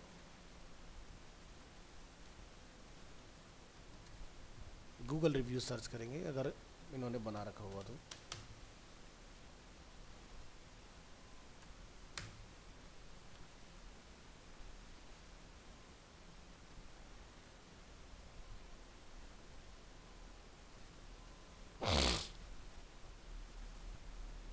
ये गूगल होम है, हमें इसका नहीं चाहिए। चलो कोई दूसरा ट्राई करते हैं। इन्होंने शायद अपना बनाया नहीं है पेज, क्योंकि इनका फिजिकल लोकेशन ही जनरली गूगल रिव्यूज़ उन्हीं के होते हैं जिनका फिजिकल लोकेशन होता है। तो जैसे हम लोग अनिना एनिमेशन साउथ एक्सटेंशन सर्च करेंगे तो शायद हमें यहाँ पर देखने के लिए मिल जाए रिव्यू का ऑप्शन। आगे देखो यहाँ पर 349 रिव्यूज़ आपको यहाँ पर देखने के लिए मिलेंगे, है ना। तो यहाँ पर क्या, lovely ambience and educational environment and great faculties was good, administration staff was very nice speaking and good behavior, a good place to learn, loving the atmosphere। तो लग रहा है ना सब कुछ ऐसा जैसे मॉर्फ हो, है ना। एक्सपीरियंस करते हो जनरली ऐसा कुछ? ये सुनो, अरे खुल के बोलो भाई, आया ना, ठीक है। चलो अंदर आते हैं तो यहाँ पर ऑल देखते हैं तो 4.4 की गूगल रेटिंग आ रही है। तो ये रेटिंग जो होती है बहुत अच्छी मानी जाती है अपना में, है ना। तो यहाँ पर अगर आप जाओगे मोस्ट रिलेवेंट न्यूएस्ट क्या है, ठीक है, लो 4 दिन पहले किसने सिंगल स्टार दिया, कुंडली खुली, ठीक है। 2 महीने पहले एक बंदे ने, मतलब इसने पता नहीं कैसे भारी मन से 5 स्टार दिए कि कुछ लिखा ही नहीं इसके बारे में, 5 स्टार रेटिंग, ठीक है भाई, कुछ लिख देना चाहिए, कोई बात नहीं। इसने यहाँ पर कुछ लिखा है, 2 रिव्यू, 2 बार इस बंदे ने रिव्यू दिया, इतना सेटिस्फाइड है उत्कर्ष, कौन है आई डोंट नो, 2 रिव्यू हैं इसके, ज़रा देखते हैं। हाँ हाँ वो पढ़ेंगे। तो इस बंदे ने 2 बार रिव्यू दिया है, ठीक है, 2 बार, एक 3 महीने पहले दिया, अच्छा 3 महीने में 2 बार, बेस्ट जिम इन अच्छा इसके 2 मतलब वो है कि एक ने जिम के लिए दिया है, इस बंदे ने 2 कंट्रीब्यूशन दिए गूगल को, ओके ठीक है हाँ, जस्ट पेड 3 ठीक है। तो ये चीज़ है। अब इसके पीछे के 2 चीज़ें हो सकती हैं, ठीक है, कि भाई हो, देखो क्या होता है, रोवर भी लिखा है भाई इसने तो देखो क्या होता है ना कि जैसे हम 4 लोग क्लास में बैठे हुए हैं एग्जाम्पल के तौर पर, तो हो सकता है कि मेरा ही इंटरेस्ट ना रहा हो, ठीक है। तो क्या होता है ना कि इंसान का एक फितरत है, जब वो कुछ अचीव नहीं करता तो अपना फेलियर किसी और के ऊपर डालता है, ठीक है, और एक जर्नलिस्ट के साथ ऐसा हो, ठीक है। बट मैं ये मानता हूँ कि अगर हमारे यहाँ पर अगर बच्चा पढ़ रहा है, देखो एक तो होता है बच्चा पढ़ने वाला, जैसे मैं अपना एग्जांपल अभी दूंगा कि मैं अगर पहुंचा यहाँ तक तो मैंने कैसे वो चीज़ें अचीव की। मुझे कभी कोई पढ़ाने वाला नहीं मिला, क्योंकि मैं जिस जगह से मैंने अपनी स्कूलिंग वगैरह अपना कॉलेज वगैरह कंप्लीट किया, वहाँ पर टीचर अपना मस्त गवर्नमेंट सैलरी लेने वाले होते थे। खुद अगर गवर्नमेंट स्कूल आप पढ़े तो आपको पता होगा क्या सिस्टम होता है। टीचर सर्दियाँ तो मस्त आराम से धूप सेक रहे हैं, गर्मियाँ तो पेड़ों के नीचे बैठे हुए हैं, भाड़ में जाए मंथ के एंड में सैलरी तो अपनी आए नहीं, है ना। 2 तरह के लोग होते हैं, एक ये माइंडसेट, एक होता है कि टीचर का इंटरेस्ट है आपको पढ़ाने में। अब देखो सीधी सी बात है कि जब तक आप अपने आप से खुद से एक्सपेक्टेशन अपनी नहीं रखोगे ना, आपको कोई कुछ नहीं भला कर सकता। हार्वर्ड से पढ़ के आ जाओ, तुम्हारा मन ही ना होगा पढ़ने का, कुछ नहीं हो सकता। तो अगर टीचर पढ़ा रहे हो और आप भी अपना इनपुट डालें, तो मैं नहीं कहता बहुत अच्छी सैलरी, लेकिन एक शुरुआत तो ज़रूर होगी। आप ये, हमारे यहाँ बच्चा ज़्यादातर कौन आता है, जैसे at the time of inquiry उसके बोलते हैं भाई इतने की जॉब लग जाती है, उसके दिमाग से ये कोर्स करो इतनी की जॉब तो लगी जाएगी, पढ़ो ना पढ़ो, उसको ये लगता है। जब वो ज्वाइन करता है उसके बाद देखता है अरे यार पढ़ना तो बहुत कुछ पड़ेगा, तो सोचते हैं वेबसाइट डिज़ाइनिंग का कोर्स कर लो। जब कोडिंग करने बैठते तो पता चलता है भाई बहुत कुछ करना है इसके अंदर। जैसे जावास्क्रिप्ट में सबका भरोसा उठ चुका होता है आते आते कि भाई ये इसमें कुछ नहीं होगा हमसे। या जैसे UI UX अगर आप देखो टूल चलाओ तो बहुत अच्छा है, जब इनडेप्थ जाओ तो बड़ा टफ चीज़ें लगती हैं। एक प्रोडक्ट अगर डिज़ाइन करना पड़ जाए तो बहुत कुछ सोचना पड़ता है ना। तो हमें नहीं पता है किस तरह का यूज़र है, बट मैं दोनों का फॉल्ट मान के चलता हूँ इसके अंदर, है ना। तो जब भी आप कोई चीज़ देखते हो तो रिव्यूज़ जो हैं, अब यहाँ पर देखो जैसे ये किसने लिखा तो 12 लाइक में आए उसके ऊपर तो ग्रुप है पूरा ठीक है। 1 रिव्यू, ये बंदा 1 साल पहले फुल सेटिस्फाई हो गया है, 5 स्टार, ठीक है।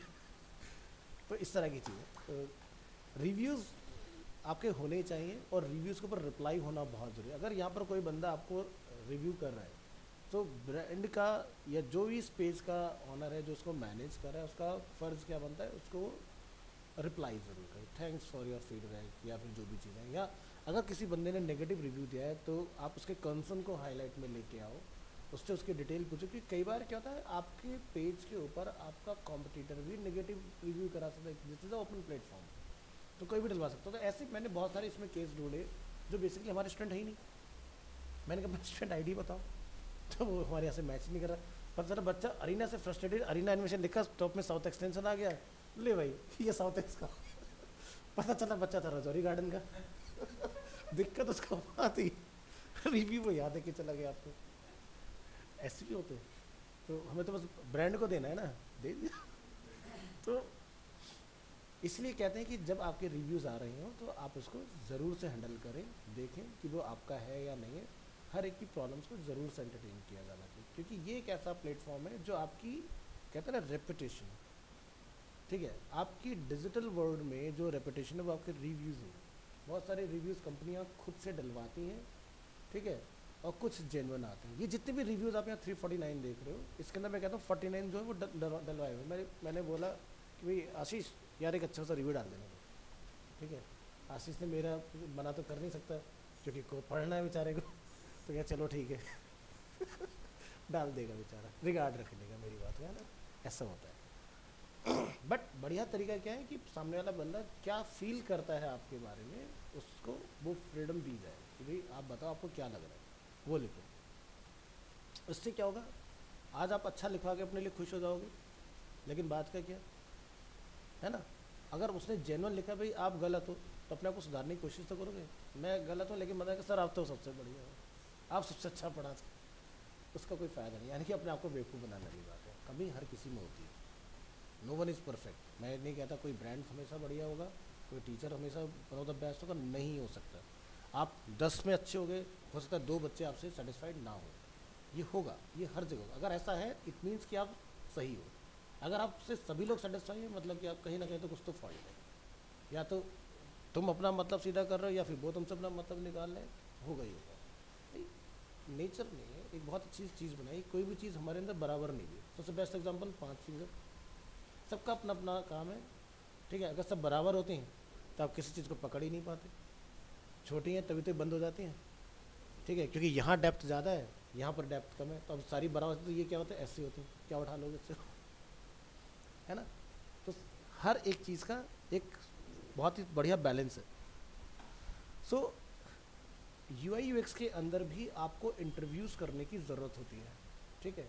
आपने अगर मान लीजिए एग्जांपल के तौर पर अपना एक टेस्ट प्रोटाइप बनाया फिग्मा या एक्सिकन, आपको पता है लाइव लिंक शेयर हो जाता है वहाँ से, उसको डालिए, उसके बारे में ओपन फीडबैक लीजिए और क्लियरली सामने वाले को बोलिए कि बंदा आपको जेन्युइन अपना रिव्यू देके जाए वहाँ पर, क्या कमी है क्या नहीं है। अब आपका काम क्या है, उन सभी कमेंट्स को लेना है और उनको एनालाइज करना है, क्या सामने वाले बंदे से जो हमें इनपुट्स आ रही हैं, ठीक है। रेशियो देखिए कि कितने लोग आपको क्या फीडबैक दे रहे हैं। अगर आपको लग रहा है कि 80% फीडबैक जो है वो आपको कुछ और बेटर करने के लिए बोला जा रहा है, तो यस यू हैव टू, आपको करना चाहिए। अदरवाइज़ क्या होगा कि आप कहेंगे नहीं यार मेरी तरफ से तो बेस्ट है। ग्राफिक डिज़ाइनर का सबसे बड़ी जो ईगो प्रॉब्लम होता है ना, वो ये कि मैंने जो बनाया दैट इज़ द बेस्ट, ठीक है। और वहीं पर क्या होता है, वो सबसे ज़्यादा प्रॉब्लम में फंसा होता है बंदा। कौन है यार ताली?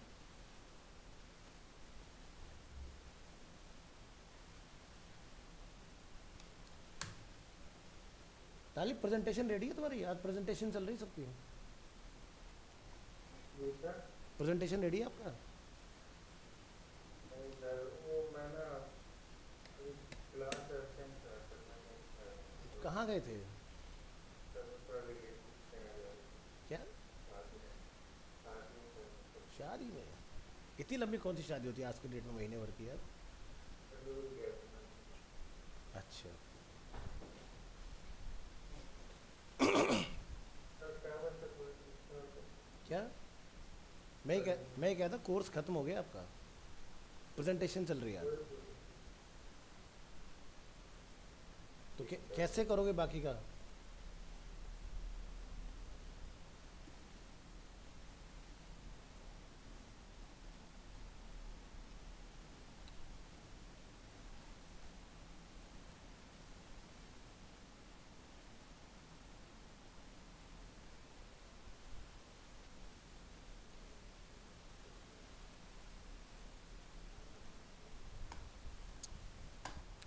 ओके, सो क्या डिस्कस करते हैं हम लोग कि जब भी आप कोई डिज़ाइन बनाएं तो डिज़ाइन बना के जो आपने प्रिपेयर किया है ना, तो वो फाइनल नहीं है जब तक आप उसको अपनी टीम से बात, मान लीजिए कि अगर इस डिज़ाइन को बिल्ड करने में एक्सवाइजेड जो भी हमने बनाया, चाहे वो वेबसाइट है या वो कोई एप्लीकेशन है, हम 10 लोग अगर उसमें इन्वॉल्व हैं, तो हम 10 लोगों का उसमें इनपुट कोई मैटर नहीं करेगा कि अच्छा है बुरा है। क्योंकि देखो क्या होता है ना, इस चीज़ को ऐसा समझो, जब किसी चीज़ पर हम लोग अपना टाइम देते हैं ना, तो वहाँ पर आ जाते हैं इमोशंस। ठीक है, जब आप कोई अपना डिज़ाइन बनाओगे आप इमोशनली उससे कनेक्टेड होगे, और ये धीरे धीरे जब आप समय के साथ आगे बढ़ोगे, मैच्योर होगे ना, तो आप समझोगे कि भाई इमोशन से कुछ नहीं होता, आपको बहुत प्रैक्टिकल होने की ज़रूरत है चीज़ों को लेके। क्योंकि डिज़ाइन को जितना प्रैक्टिकली समझोगे तब जाके आप एक सही नतीजे पर पहुँचोगे, नहीं तो इमोशंस में हमेशा गलत डिसीजन लोगे आप। तो इसलिए यूएक्स के अंदर क्या होता है, जो टीम इन्वॉल्व होती है 10 लोगों की या 20 लोगों की, जितने भी लोग उस प्रोजेक्ट में हैं, हम उनसे रिव्यूज़ ही नहीं कराते। आपने अपनी टीम से बाहर, ठीक है, क्योंकि देखो क्या हो सकता है ना, दो चीज़ें, एक तो मैंने बोला जैसे कि इमोशंस, दूसरा एक जो गलत डिसीजन आने के सबसे ज़्यादा चांसेस होते हैं, अरे यार अगर मैं कुछ इनपुट दूंगा काम और बढ़ जाएगा। ये प्रैक्टिकलिटी बता रहा हूँ मैं इंडस्ट्री की। तो क्या होता है, लोग कहते हैं नहीं सर सबसे बढ़िया बेस्ट है, जल्दी जा रहे थे शाम को। क्या होगा, डिज़ाइन लाइव जाने का फेल होगा। ठीक है, तो बड़े ब्रांड क्या करते हैं, कम से कम 6-6 महीने अपने डिज़ाइन की टेस्टिंग करा रहे होते हैं, और वो डिफरेंट डिपार्टमेंट में देंगे। और उनको देखो, जैसे क्या है ना कि आपने अभी कोई वेबसाइट बनाया फॉर एग्जांपल, उसमें लॉगिन साइनअप सब कुछ है, लेकिन एक बंदा ढूंढ नहीं पा रहा कहाँ पर है। अब आप क्या करते हो, आकर तो सर यहाँ से साइनअप होगा, यहाँ से ऐड टू कार्ट होगा, यहाँ से बंदा चेकआउट करेगा, चलेगा। आपने मुझे बता दिया, ठीक है। अब आपकी वेबसाइट लाइव है, वहाँ तुम बताने जाओगे कि बंदे को, है ना, वहाँ तो नहीं होगा ना। तो यानी कि डिज़ाइन कैसा होना चाहिए, सेल्फ ड्रिवन। यानी कि जब हम लोग किसी को रिव्यू के लिए अपना एप्लीकेशन या कोई हम लोग डिज़ाइन शेयर करते हैं ना, तो वहाँ पर उसको कुछ नहीं बताना है। ठीक है, अब आपने एक चीज़ और नोटिस किया होगा, जब आप एंड्रॉयड में कोई एप्लीकेशन इंस्टॉल करते हो तो वो बताते हैं हाईलाइट करके, यहाँ से क्या होगा, यहाँ से क्या होगा, यहाँ से क्या होगा। देखते हो वो हाईलाइट करते हैं चीज़ों को कि यहाँ से साइड बार है, यहाँ से आप लॉग आउट कर सकते हो, यहाँ से ये कर सकते हो, इस तरह की एक टूर वो बनाते हैं। वो इसीलिए बनाते हैं ताकि यूज़र को कन्फ्यूज़न कम हो, या फिर उन्होंने ऐसा कुछ बनाया जो बाकी से मैच नहीं करता। तो वेबसाइट का टूर भी आता है, ऐसा कई बार आपने देखा वेबसाइट्स में भी इस तरह की चीज़ें आती थी, और ये आपके मोबाइल ऐप्स में भी आती हैं। लेकिन अब धीरे धीरे ये चीज़ें कम होती जा रही हैं। क्यों? क्योंकि अब यूएक्स जो है वो स्टैंडर्डाइज होते जा रहे हैं। यानी कि चीज़ें सेट है कि लॉगिन साइनअप यहाँ होगा, नेविगेशन यहाँ पर होगा, लॉग आउट यहाँ पर होगा, आपको माइक्रो नेव बार से वो यहाँ पर मिलेंगे आपको, जिसको हम लोग बर्गर मेन्यू बोलते हैं, उस तरह की चीज़ें। तो अब जो मॉडर्न हमारी एप्लीकेशंस बन रही हैं उसके अंदर ज़्यादा आपको चेंजेस नहीं मिलेंगे। सो यूएक्स क्या है कि इसका कोई एंड नहीं है कि भाई इम्प्रूव होना बंद हो जाएगा। हर एक एप्लीकेशन बनाने के साथ हर एक डिफरेंट सेगमेंट में आप ऐप बनाने के बाद में क्या देखोगे, कुछ नया आपको करना ही पड़ेगा। जैसे एग्जांपल के लिए ज्वेलरी के लिए अगर हम लोग बना रहे हैं, ठीक है, तो वहाँ पर आपको कुछ अलग चीज़ों का ध्यान रखना पड़ेगा। मे बी कलर सेंस आपको पूरा इम्प्रूव करना पड़ता है। भाई एग्जांपल के लिए आप वाइट गोल्ड ज्वेलरी की अगर हम लोग बात कर रहे हैं, तो वाइट गोल्ड में आप फिर क्या करोगे, बेस वाइट तो लोगे नहीं, यानी कि प्रोडक्ट मेरा क्लियर होगा नहीं, कंट्रास्ट होगा नहीं डिज़ाइन के अंदर। So contrast is very important. Like अगर मैं यहाँ पर वाइट बेस के ऊपर वाइट कलर से लिख दूँ step by step usability guide, क्या किसी को दिखाई देगा? या अगर मैं इसका कलर जो है वो लाइट ग्रे कर देता हूँ तो क्या मेरी क्लैरिटी होगी इसके ऊपर? नहीं होगी। सो यहाँ पर आप देख रहे हैं दो चीज़ों में ये डिवाइड है कलर, एक आपका आइवरी कलर, एक आपका यहाँ पर ब्लू कलर। उसके ऊपर वाइट कलर से लिखा हुआ है। डायरेक्शंस के लिए यहाँ पर आपका एरो का यूज़ किया है, यानी कि जो सॉलिड वाले एरो हम लोग देख रहे हैं ये एक के बाद एक स्टेप्स हैं। जहाँ पर हम लोग डॉटेड वाले देख रहे हैं, यहाँ से हमारा स्टेप्स ओवर होता है, नेक्स्ट की तरफ हम लोग मूव कर रहे हैं। यहाँ पर आपके जो इन्होंने बीच में डाले हैं, ज़रूरी नहीं हर एक ऐप और हर एक वेबसाइट के अंदर आपको ये स्टेप लेना हो, ठीक है। तो ये चीज़ है, बट एक वेबसाइट का, एक एप्लीकेशन का फ्लो जो होता है वो स्क्रैच से लेकर एंड तक का वो कुछ इस तरह का होता है। अगर ये सारी चीज़ों के ऊपर बेस्ड होकर अगर आप अपने डिज़ाइन की प्रिपरेशन कर रहे हैं तो आपके एरर लेस होंगे, आपके डिज़ाइन के सक्सेस होने के चांसेस ज़्यादा होंगे। नहीं तो क्या होगा, आपको कोई आएगा वो कहेगा इसमें ये चेंजेस कर दो, आप फिर कर लोगे। सो अपना पूरा जो भी रिसर्च किया है उसके ऊपर आप फिक्स रहो कि भाई ये जो चीज़ हमने बनाई है वो वेल रिसर्च होगा, आपके चेंजेस ऑल्ट्रेशन ना के बराबर होंगे। सो एन आइडियल यूसीडी, ठीक है, considerate collective, positive and experimental, created using the following steps, have clear objective, कि आपने जो ऐप बनाया है या आपने जो वेबसाइट बनाया है उसका ऑब्जेक्टिव क्या है। अब ऑब्जेक्टिव जैसे कि जब हम लोग एड्स की बात करते हैं फॉर एग्जांपल, तो विजिटर जो है वो जिसके लिए हम लोग बना रहे हैं उसका पर्पस क्या है हमारा। तो हो सकता है कि भाई आपने एक वेबसाइट बनाया जिस पे मेरा पर्पस ये कि जहाँ से प्रोडक्ट या सर्विस मुझे सेल करनी है, दिस इज़ माय ऑब्जेक्टिव। ठीक है, तो आप क्या करोगे, उस पर ज़्यादा से ज़्यादा विजिटर आए तो हम उस तरह का सेल्स का ऑब्जेक्टिव चूज़ करेंगे। या जैसे अगर मैं ब्रांड अरेना की बात करता हूँ, मैं चाहता हूँ कि मेरे पास लीड्स जनरेट हो, this is my objective and goal. या फिर यूज़र जो है वो मेरे फिजिकल लोकेशन पर विजिट करे ज़्यादा से ज़्यादा, ऑब्जेक्टिव समझ में आया। सो जब लोग ये वेबसाइट बना रहे हैं तो उसका ऑब्जेक्टिव क्या है, या एप्लीकेशन का ऑब्जेक्टिव क्या है। भाई फ्लिपकार्ट ने अपना ऐप बनाया तो उसका ऑब्जेक्टिव सीधा क्लियर है कि बंदा वहाँ पर देखे 10 प्रोडक्ट को कंपेयर करे और एक प्रोडक्ट खरीदे वहाँ से या ज़्यादा खरीदे। ठीक है, तो ऑब्जेक्टिव मेन क्या है, सेल। ठीक है, तो अगर आपका ऑब्जेक्टिव पहला क्लियर है तो आप फोकस करेंगे अपनी ऑडियंस के ऊपर कि भाई अगर मेरा सेल ऑब्जेक्टिव है तो किस तरह के लोग उसको चला सकते हैं। जैसे टीवी है, टीवी कोई भी देख सकता है, ऐसा तो है नहीं कोई पढ़ा लिखा ही देख सकेगा या फिर कोई अनपढ़ ही देखेगा, या ठीक हो सकता है कोई भी ना देखे एग्जाम्पल, क्योंकि आज की डेट में हम लोग सेल फोन के ऊपर है। बट ये क्या है, आज की डेट एक स्टेटस सिंबल है, घर के अंदर देखें या ना देखें लेकिन लगा मिलेगा ज़रूर सबके यहाँ पर। ठीक है, लोग हर किसी का विज़न होता है बड़े से बड़ा हो, अच्छा दिखाई देता है ना। तो दूसरा क्या है, फोकस एंड ऑडियंस। तो यानी कि क्या वहाँ पर आपकी ऑडियंस इजीली आके उस प्रोडक्ट को परचेज कर पाएगी आपकी वेबसाइट के थ्रू या नहीं। Frame right questions. ठीक है, तो कई बार प्रोडक्ट में हमें FAQs की रिक्वायरमेंट होती है। तो जैसे जब आप फ्लिपकार्ट पर कोई प्रोडक्ट लेने आते हो ना, तो नीचे आपने देखा होगा यहाँ पर FAQs हमें मिलते हैं, थोड़ा सा नीचे और दिखाई दे रहा है। यहाँ पर क्वेश्चंस में क्या है, यहाँ पर जिसने खरीदा और जिसने क्वेश्चन पूछा, ये कोई फ्लिपकार्ट रिप्लाई नहीं कर रहा। ठीक है, अगर मैंने ख़रीदा, मैंने अपना कोई फीडबैक डाला तो उसके ऊपर लोगों ने पूछा कि which TV is best, MI 4X और 5X।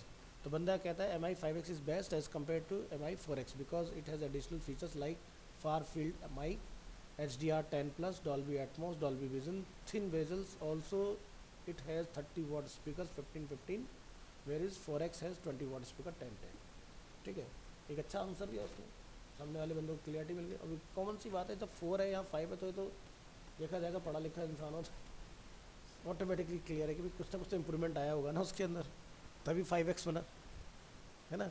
अगर iPhone 15 है 16 अगर मार्केट में आने वाला तो कुछ एडिशनल लेकर आएगा तभी बेचेगा। ये तो नहीं कि जी ये भी पहले भी आईफोन यही था अब भी यही है, तो कोई नहीं ले रहा होगा उस चीज़ को। ठीक है, जैसे 15 के अंदर क्या करो, उन्होंने एक्सीडेंटल प्रोडक्शन डाल दी कि भाई अगर मान लीजिए आपके साथ कुछ मिसहैपनिंग हो जाती है तो फ़ोन गिरते ही अपना आप ही आपके जो भी उसमें अपने नंबर सेट किया उसको कॉल कर देगा। ठीक है, अब बहुत सारे लोगों को पता है, बहुत सारे लोगों को नहीं पता। हम ले तो रहे हैं लेकिन हमें पता ही नहीं इसका फ़ायदा क्या है, क्यों लेना चाहिए मुझे। आप बाइक चला रहे हो, गिर गए, ऑटोमेटिकली कनेक्ट कर देगा आपको।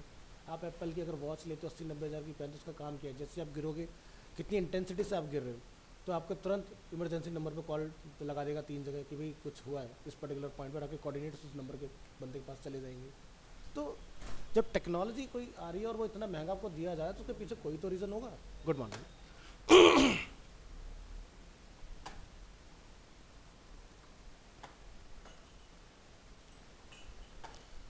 सो यूज़र कम फर्स्ट।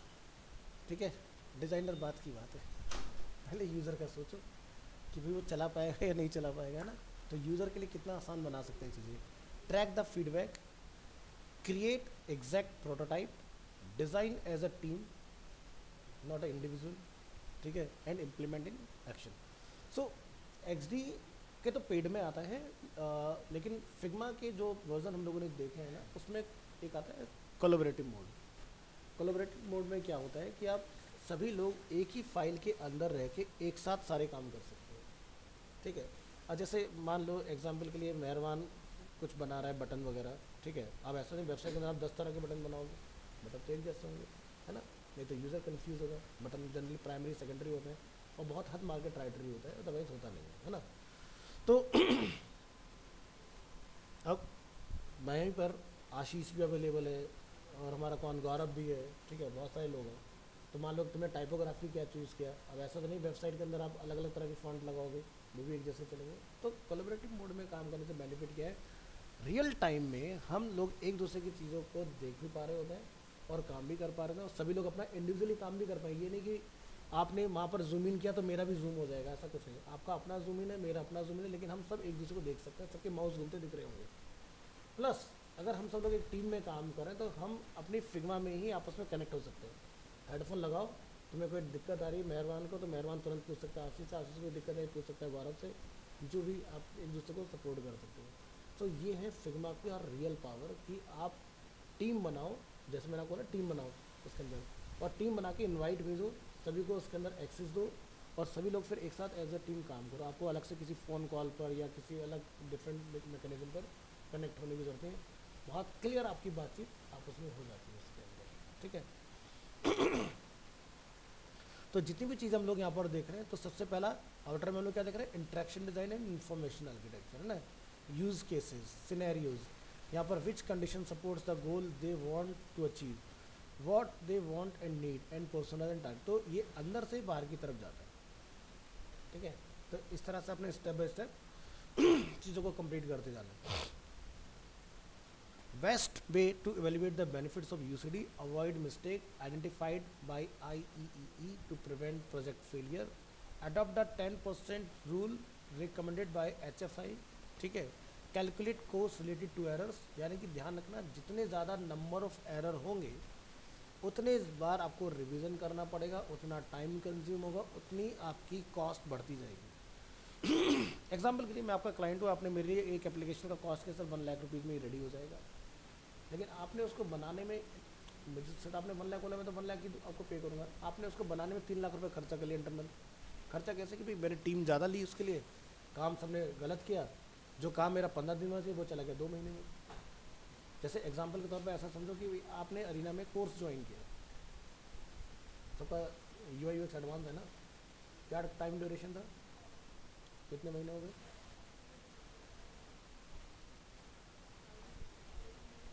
2-3 महीने ज़्यादा हो गए। तो ये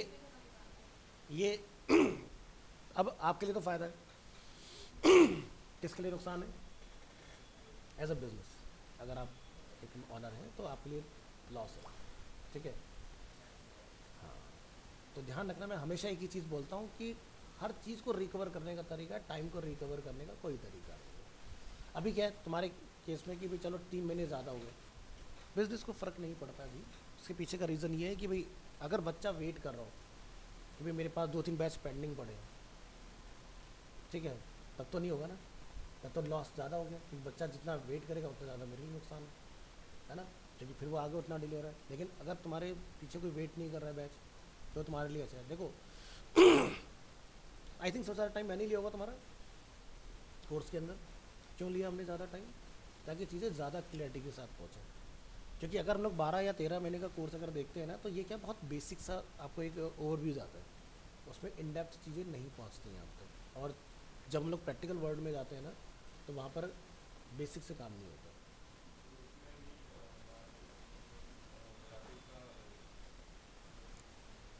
मेरे 12 महीने मेरे साथ हो गए आपको, नहीं यार।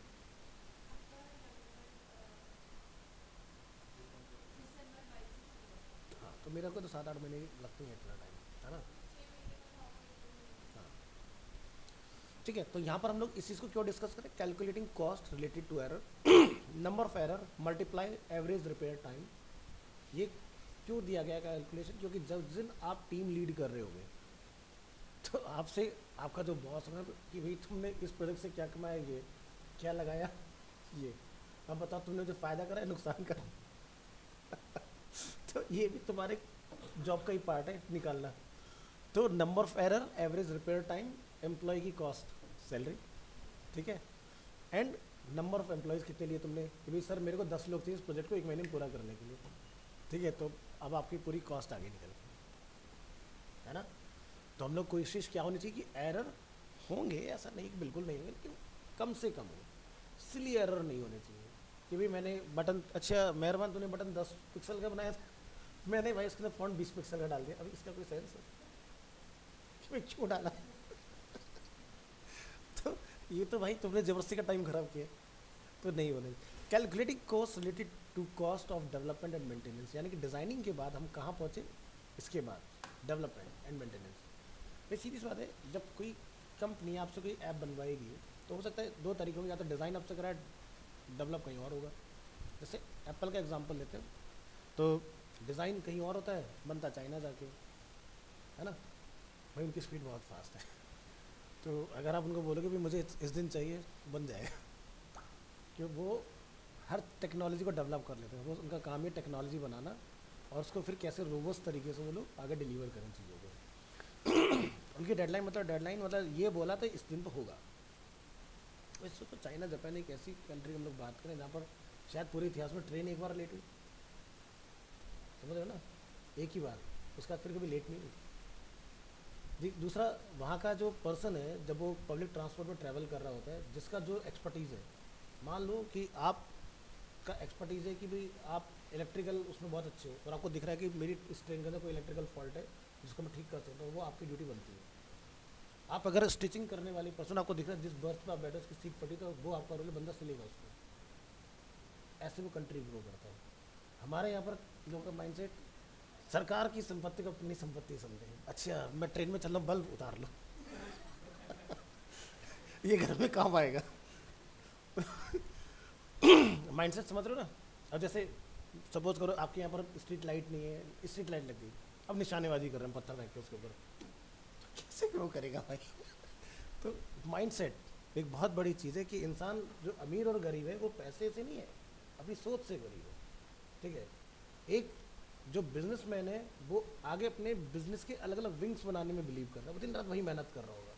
ठीक है, एक जो जॉब करने वाला बंदा है वो अलग तरीके से लगा कि मैं और इससे अच्छी जॉब पर कैसे पहुँचूँ। अब एक रिक्शे वाले का सोचो, वो किस उसमें जीता है। बहुत कम ऐसे रिक्शा चलाने वाले लोग होते हैं जो ये सोचते हैं कि भाई हम ऐसा कुछ करेंगे वैसा करेंगे। वो जीता है सिर्फ शाम तक मुझे पीने का जुगाड़ हो जाएगा। उसका देखना सुबह रेट उसके अलग होंगे, कहेगा 10 रुपये 20 रुपये, शाम का जब उसका पीने का टाइम हो जाएगा ना वो केवल 50 रुपये से कम में नहीं जाएंगे, क्योंकि उसकी जेब में आ चुका है सवाल। जितना जल्दी पिएगा उतना जल्दी मस्त रहेगा अपने आराम से, फिर कल की कल सोचेगा। तो अलग अलग बंदे का अलग अलग माइंड सेट, तो समझ रहे हो ना। सोच जो है आपकी भाई, अगर आप ये डिसाइड कर लेते हो मुझे UI UX बनना है तो बनोगे। उसके लिए मुझे क्या हर्डल्स आ रहे हैं उनको मुझे कैसे हैंडल करना है कर लोगे। अब आप ये सोचते हैं मुझे जॉब तो 1 लाख की करनी है, लेकिन उस 1 लाख तक पहुँचने के लिए करना कुछ नहीं, सेंटर लगा के देगा एंड वो तो नहीं हो पाएगा ना। तो यानी कि इनपुट्स दोनों साइड से हमें क्या चाहिए, बराबर चाहिए। ठीक है, और ध्यान रखना सेंटर तो आपका अपना काम कर देगा, मैं सेंटर काम को बोलता हूँ फॉर्मेलिटी। आपका जो काम है वो सबसे ज़्यादा होता है। यानी कि एक क्लास के बाद कम से कम आप ऐसा समझो कि 4 क्लास कुछ भी नहीं है रिसर्च करने के लिए, इतना पढ़ना पड़ता है। ठीक है, अगर अपने ये बोलता कि स्कूल कॉलेज के टाइम में कि मुझे तो किसी ने पढ़ाया नहीं तो मैं तो पढ़ ही नहीं पाऊँगा, टॉप ही नहीं कर पाऊँगा, तो ये सोच होती कि भाई तो ठीक है बहाना देने के लिए अच्छी बात है, लेकिन उससे नुकसान किसका है। आपने 12th तक स्कूल में जिसमें पढ़ा उन्होंने पढ़ाया नहीं, तुमने पढ़ा नहीं, खुद से भी अपने ट्राई नहीं किया, तो नुकसान किसका, टीचर को नुकसान हुआ, उसको तो उसका मिल रहा है ना पैसा, लॉस किसका हो रहा है अल्टीमेटली अपना। ठीक है, उसके बाद आप ग्रेजुएशन करने निकले तो वहाँ भी हमने कुछ नहीं करा, या ग्रेजुएशन जाके हमें थोड़ी सा फ्रीडम चाहिए होती, वहाँ जाके हमारा माइंड से थोड़ा डिफरेंट ही हो चुका होता है ना, तो वहाँ भी हमने अपना टाइम का नुकसान कर लिया। तो नुकसान किसी और का नहीं, फेलियर किसी और डालने के लिए डाल दो, बोल दो, बहुत आसान है बोलना कि भाई इसकी वजह से हुआ, सबसे बड़ा नुकसान तुम्हारा ही है।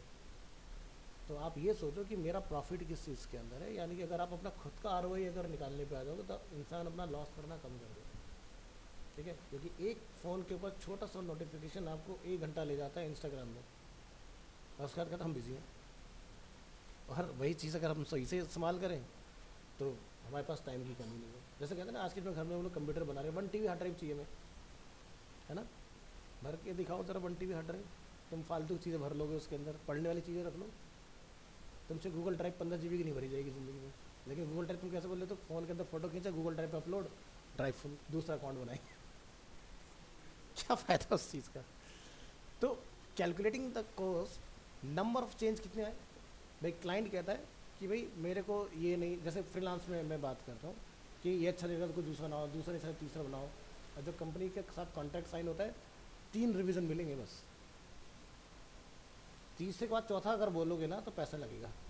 तो क्लाइंट क्या सोचता है कि भाई मैं 3 क्या मैं दूसरे पे डन कर लूँ, एक बचा के रखूँगा किसी और चीज़ क्योंकि उसे पता है कॉस्ट है इसके अंदर एवरेज आवर्स पर चेंजेस कितने लग रहे हैं, एंड कॉस्ट ऑफ डेवलपर क्या है। देखो सीधा सा बहुत बेसिक कैलकुलेशन बताता हूँ, एक iOS डेवलपर जो होता है वो 2.5 लाख रुपए महीने की सैलरी लेता है। हाँ, अगर एप्पल के लिए बनना है, मिनिमम बता रहा हूँ, जो बिल्कुल बेसिक सा बंदा होगा 2.5 लाख रुपए मिनिमम ले रहा होगा। एंड्रॉयड वाला 1 से 1.5 लाख रुपए ले रहा होगा बेसिक में एंड्रॉयड। अब आप ये सोचो कि कॉस्ट कितनी बड़ी चीज़ है। तो कंपनियां कभी 1-2 लाख रुपए की एप्लीकेशन बनाती ही नहीं है, वो तो बहुत एक्सपेंसिव ऐप्स बनाती है। ये तो 1-2 लाख में जो बनाते हैं फ्रीलांसर बना के देते हैं। एंड 4 इफ लेट, तो अगर आपने डेडलाइन प्लान किया कि मैं इसको 1 मंथ में बनाऊंगा, आपने 20 दिन में बना लिया, तो 10 दिन जो आपके बचे वो आपकी सेविंग्स है उसके अंदर। Calculating cost related to productivity, कितना टाइम सेव किया, एम्प्लॉय की कितनी कॉस्ट बचाई, नंबर ऑफ एम्प्लॉयज़ हमने कितने लिए थे, तो वो हमारी क्या गया अगेन कॉस्ट सेविंग चार्जेस। तो ये फार्मूलेशन है कि भाई किस तरह से हमने रनिंग कॉस्ट अपनी निकालनी है।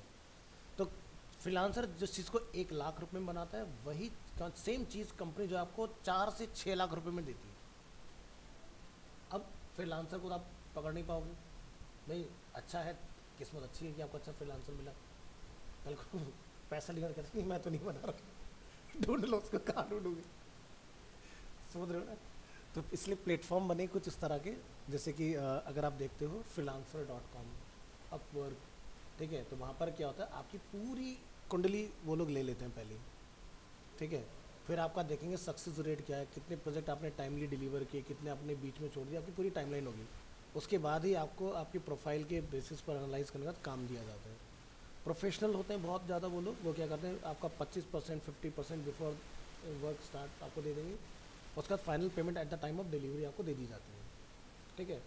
हमारे यहाँ पर क्या होता है, इंडिया में फ्रीलांसर से काम पहले पूरा करा लेंगे, उसके बाद में पैसे के लिए तुम पीछे भागोगे इसके कि सर मैंने आप पर काम कर दिया था, पैसे दे देंगे, कर लेंगे साहब, अच्छा एक नया काम आ रहा है, ज़रा उस पर थोड़ा सा रिसर्च कर लो, उसको बहका दिया। सो बेटर इज़, मैं इसलिए कहता हूँ यहाँ के लिए फ्रीलांसिंग कभी मत करो तो प्रॉपर पेपर वर्क करके करो, ठीक है। नहीं तो जाके पहले कंपनी के अंदर डिसिप्लिन सीखो, काम होता है कैसे, ताकि आप किसी काम की सही कॉस्ट बता पाओ। ऐसा समझो कि फ्रीलांसर आपके पास कोई लोगो डिज़ाइनिंग का काम आ जाता है अब एग्जांपल के लिए आप सुमिंदर सर से पढ़ो या शिरीष मैडम से पढ़ो या जिससे भी आप पढ़ेंगे, तो क्या होगा, आप सबसे पहले उन्हीं के पास आओगे, सर ऐसा ऐसा काम है, इसके लिए क्या चार्ज ले लिया जाए, या फिर आप गूगल पे सर्च करो, अब गूगल दिखाएगा भाई लोगों का 50,000, अब तुम कहते यार मेरी तो इतनी वर्थ नहीं है 50,000 रुपये मांग लूँ सामने वाले से, कैसे मांगे हम लोग। जैसे MI का अगर हम लोग लोगो देखें, MI का जो पहले लोगो था वो डिफरेंट था, बाद में से कॉर्नर राउंड कर दिए और उसके करोड़ों रुपए ले लिए कॉर्नर राउंड करने के, जो लोगो रीडिज़ाइन हुआ MI का।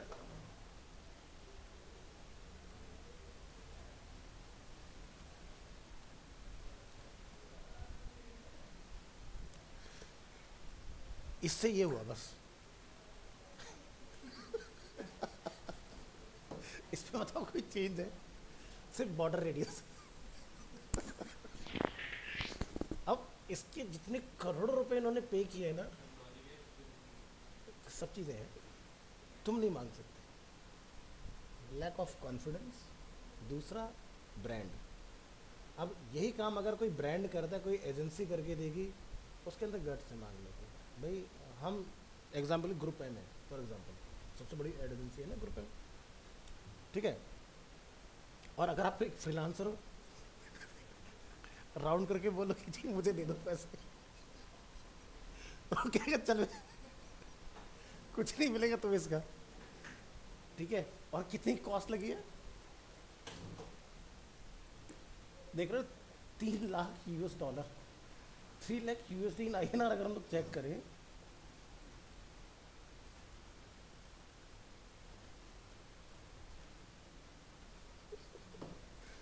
देख रहे हो 2,51,85,330 रुपये इन्होंने ले लिए, ठीक है, सिर्फ बॉर्डर रेडियस डालने के। लो जी हो गया, और चल रहा है MI का लोगो राउंड ही चल रहा है। अगर मैं फ्लिपकार्ट पे दिखाऊँ MI का टीवी, कहीं दिखेगा क्या, देखो ये ना राउंड टीवी पे लगा हुआ है ना। तो पॉइंट कहाँ आता है कब आपको कॉस्ट मिलती है। अब मैं आपको कहता हूँ कि भाई एप्पल 1,85,000 का प्रो मैक्स आता है, इतने क्या आता है, 1 TB वेरिएंट है उसका। अब मैं एक फ़ोन आपको सेम देता हूँ लेकिन पीछे से एप्पल का लोगो हटा देता हूँ, क्या लोगे? नहीं लोगे ना, क्योंकि यहीं पर आ जाती है आपकी क्रेडिबिलिटी और ब्रांड। ठीक है, और आप लेना पसंद नहीं करोगे, सबकी सब कुछ सेम है, बस हमने पीछे का प्लेन कर दिया, उस पर उसके अलावा कहीं लोगो होते ही नहीं है, है ना। या तो जब बूट होता है, बूट पे तो आपको पता है डिजिटली कुछ भी डाल दो बूट के अंदर तो, है ना। एंड्रॉयड भी iOS बन जाते हैं, जब आप करोल बाग जाते हो तो पता ही नहीं चलता कि एप्पल है कि एंड्रॉयड है ना।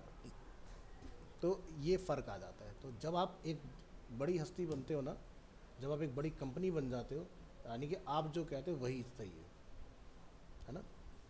और जब आप नॉलेज बहुत अच्छी है लेकिन आपकी कोई पोजीशन नहीं है, आपकी कोई होल्डिंग नहीं है मार्केट के अंदर, आपको कोई नहीं समझता। कॉन्सेप्ट ये था, देखो कभी भी किसी भी ब्रांड के अंदर जो स्क्वायर लोगो होता है ना, वो एनर्जी फ्लो को रोकता है। देखो बड़ी कंपनियां, ध्यान रखना, न्यूमरोलॉजी और वास्तु में बहुत बिलीव करती हैं। ठीक है, हम ये जब इस तरह के डिज़ाइनर उसमें होते हैं ना, तो हम सोचते हैं कि अरे ये तो बस ऐसी है, ये डिज़ाइन है, सिंपल सा है ना। बट देखो आपने देखा होगा, जैसे ऋतिक रोशन अपने नाम में क्या लगाता है? एच लगाता है ना। जबकि ऋतिक की स्पेलिंग वो तो बनती नहीं ना, वो एच का यूज़ करता है, क्योंकि उसको बताया गया है कि जब हम लोग नेम की बात करते हैं, नेम में अगर हम लोग कुछ चेंजेस करेंगे तो आप फेमस हो जाओगे। मतलब फेमस है, काम नहीं भी है तब भी उसका रेट वही है, काम कर रहा है तब भी। बीच में देखोगे तो बहुत सारे प्रोजेक्ट्स उसके नहीं है, कंट्रोवर्सी में गया बंदा, सारी चीज़, क्या नुकसान हुआ उसका? लाइफ में बहुत सारे अप्स एंड डाउन्स देखे, लेकिन रिसेंटली उसका 26 जनवरी पे फाइटर मूवी करके प्रोजेक्ट आया था, उसकी करियर का सबसे सुपर डुपर हिट प्रोजेक्ट रहा, अलग लेवल पे लेकर आ गया उसको, एक्टिंग नेक्स्ट लेवल, सारी चीज़ें। ये नहीं कि वो इसकी लाइफ में जो अप्स एंड डाउन रहा है उसने उस चीज़ को अफेक्ट किया और नहीं किया।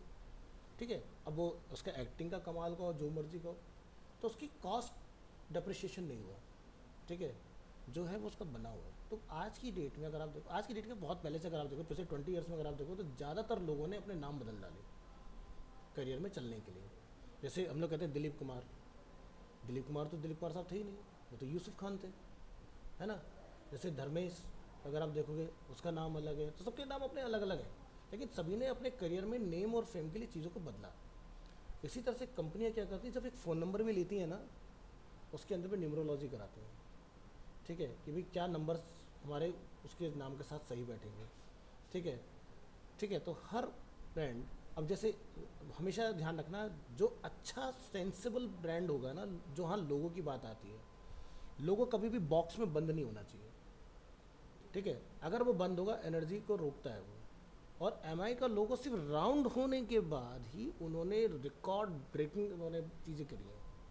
ठीक है, तो चाइनीज़ लोग जो होते हैं ना, फैंगशुई बहुत ज़्यादा बिलीव करते हैं इन चीज़ों के अंदर, वो भी एक वास्तु ही एक तरह का। ठीक है, उनकी लैंग्वेज में, तो इन चीज़ों के ऊपर बेस्ड है बेसिकली वो, और सिर्फ उसके लिए उन्होंने पे भी कर दिया है, क्योंकि अगर कोई सी चीज़ को चेंज करने से मुझे सोल्यूशन मिल रहा है। भाई एक एग्जांपल ऐसा समझो, आप एक डॉक्टर के पास जाते हो, क्या वहाँ पर जाकर मोल भाव करते, सर इतने नहीं इतने ले लो, जबकि मुझे पता है कि ये दवाई तो मुझे मेडिकल स्टोर से ही लेनी थी, तो ये तो इतने की आती है, लेकिन कीमत किस चीज़ की पे कर रहे हो? उसकी नॉलेज की। दवाई की कॉस्ट पे नहीं करके आ रहे हो आप, उसने आपकी प्रॉब्लम को एनालाइज करके उसका सोल्यूशन दिया। जैसे एक बहुत पुरानी अगर आप मूवी देखोगे, जिसके ऊपर लोगों ने अलग अलग तरीके से स्टोरियाँ बना डाली, और मूवी के अंदर कहीं से वो आइडिया लिया गया कि एक बहुत पुरानी मूवी थी जिसमें मुझे एग्जैक्ट फेस ध्यान नहीं आ रहा, बट बहुत पुराने एक्टर्स हैं। एक फैक्ट्री के अंदर ना, टेक्सटाइल कंपनी के अंदर मशीन बंद पड़ जाती है। ठीक है, तो वो बंदा आता है और वो उसको ठीक कर देता है, जस्ट एक हथौड़ा मार के उसको।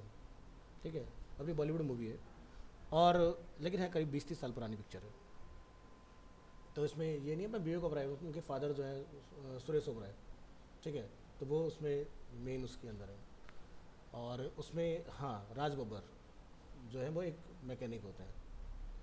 तो क्या दिखाया कि भाई मशीन बंद हो जाती है, तो वो कहते हैं अरे ये मेरा लड़का जो है ना, ये इंजीनियर है और ये ठीक कर देगा इसको। कहते हैं अच्छा दिखाओ इसको मशीन, वो दिखाता है, ये नहीं कर पाएगा क्योंकि इसके लिए तो बाहर से इंजीनियर आते हैं। नहीं मैं चेक करता हूँ। देखा, उसने ठीक कर दिया। कहते इसको 100 रुपये दे। कहते 100 रुपये नहीं, 1000 रुपये। कहते इतने से काम के हथौड़ा मारने के 1000 रुपये? कहते नहीं, कहाँ मारना है उसके। नहीं तो आपका टेक्सटाइल जो है, आपके जितनी मैन पावर है पूरा दिन बैठेगी। ठीक है, आपका बाहर से बंदा आएगा जिसने वो आपको मशीन प्रोवाइड की, वो कब पहुंचेगा, कब देखेगा, कब फिक्स करेगा? तो आपकी क्या बची, प्रोडक्टिविटी कॉस्ट बच गई ना, जिसका आपको लॉस होता। तो पॉइंट क्या है, नॉलेज। नॉलेज आपको पेमेंट दिलाती है। जैसे हम कहते हैं ना, जैसे डॉक्टर के पास जाते हैं, हम देखते हैं अरे यार इतने पेशेंट, यानी कि पर बंदा इतना, अरे यार इसका तो इतना इनकम होगा। भाई इसकी पढ़ाई लिखाई की कॉस्ट कौन लगाएगा? जो उसने MBBS के लिए इतने पैसे खर्च करे होंगे वो कौन याद करेगा? वो नहीं देखते हम लोग। या जैसे हमारे फील्ड के अंदर लोग गलत डिसीजन कैसे लेते हैं, यार मेरे चाचा ताऊ जो है ना, भाई बहन जो, वो वेब डिज़ाइनर और इतनी सैलरी है उनकी। अब उन्होंने क्या पढ़ा, कैसे कैसे वहाँ तक पहुँचे, वो कोई नहीं देख रहा। 1 लाख की सैलरी, तो यानी कि इसको करके मेरी भी इतनी हो जाएगी। अरे भाई स्ट्रगल कौन करेगा? वो तो कोई याद ही नहीं कर रहा।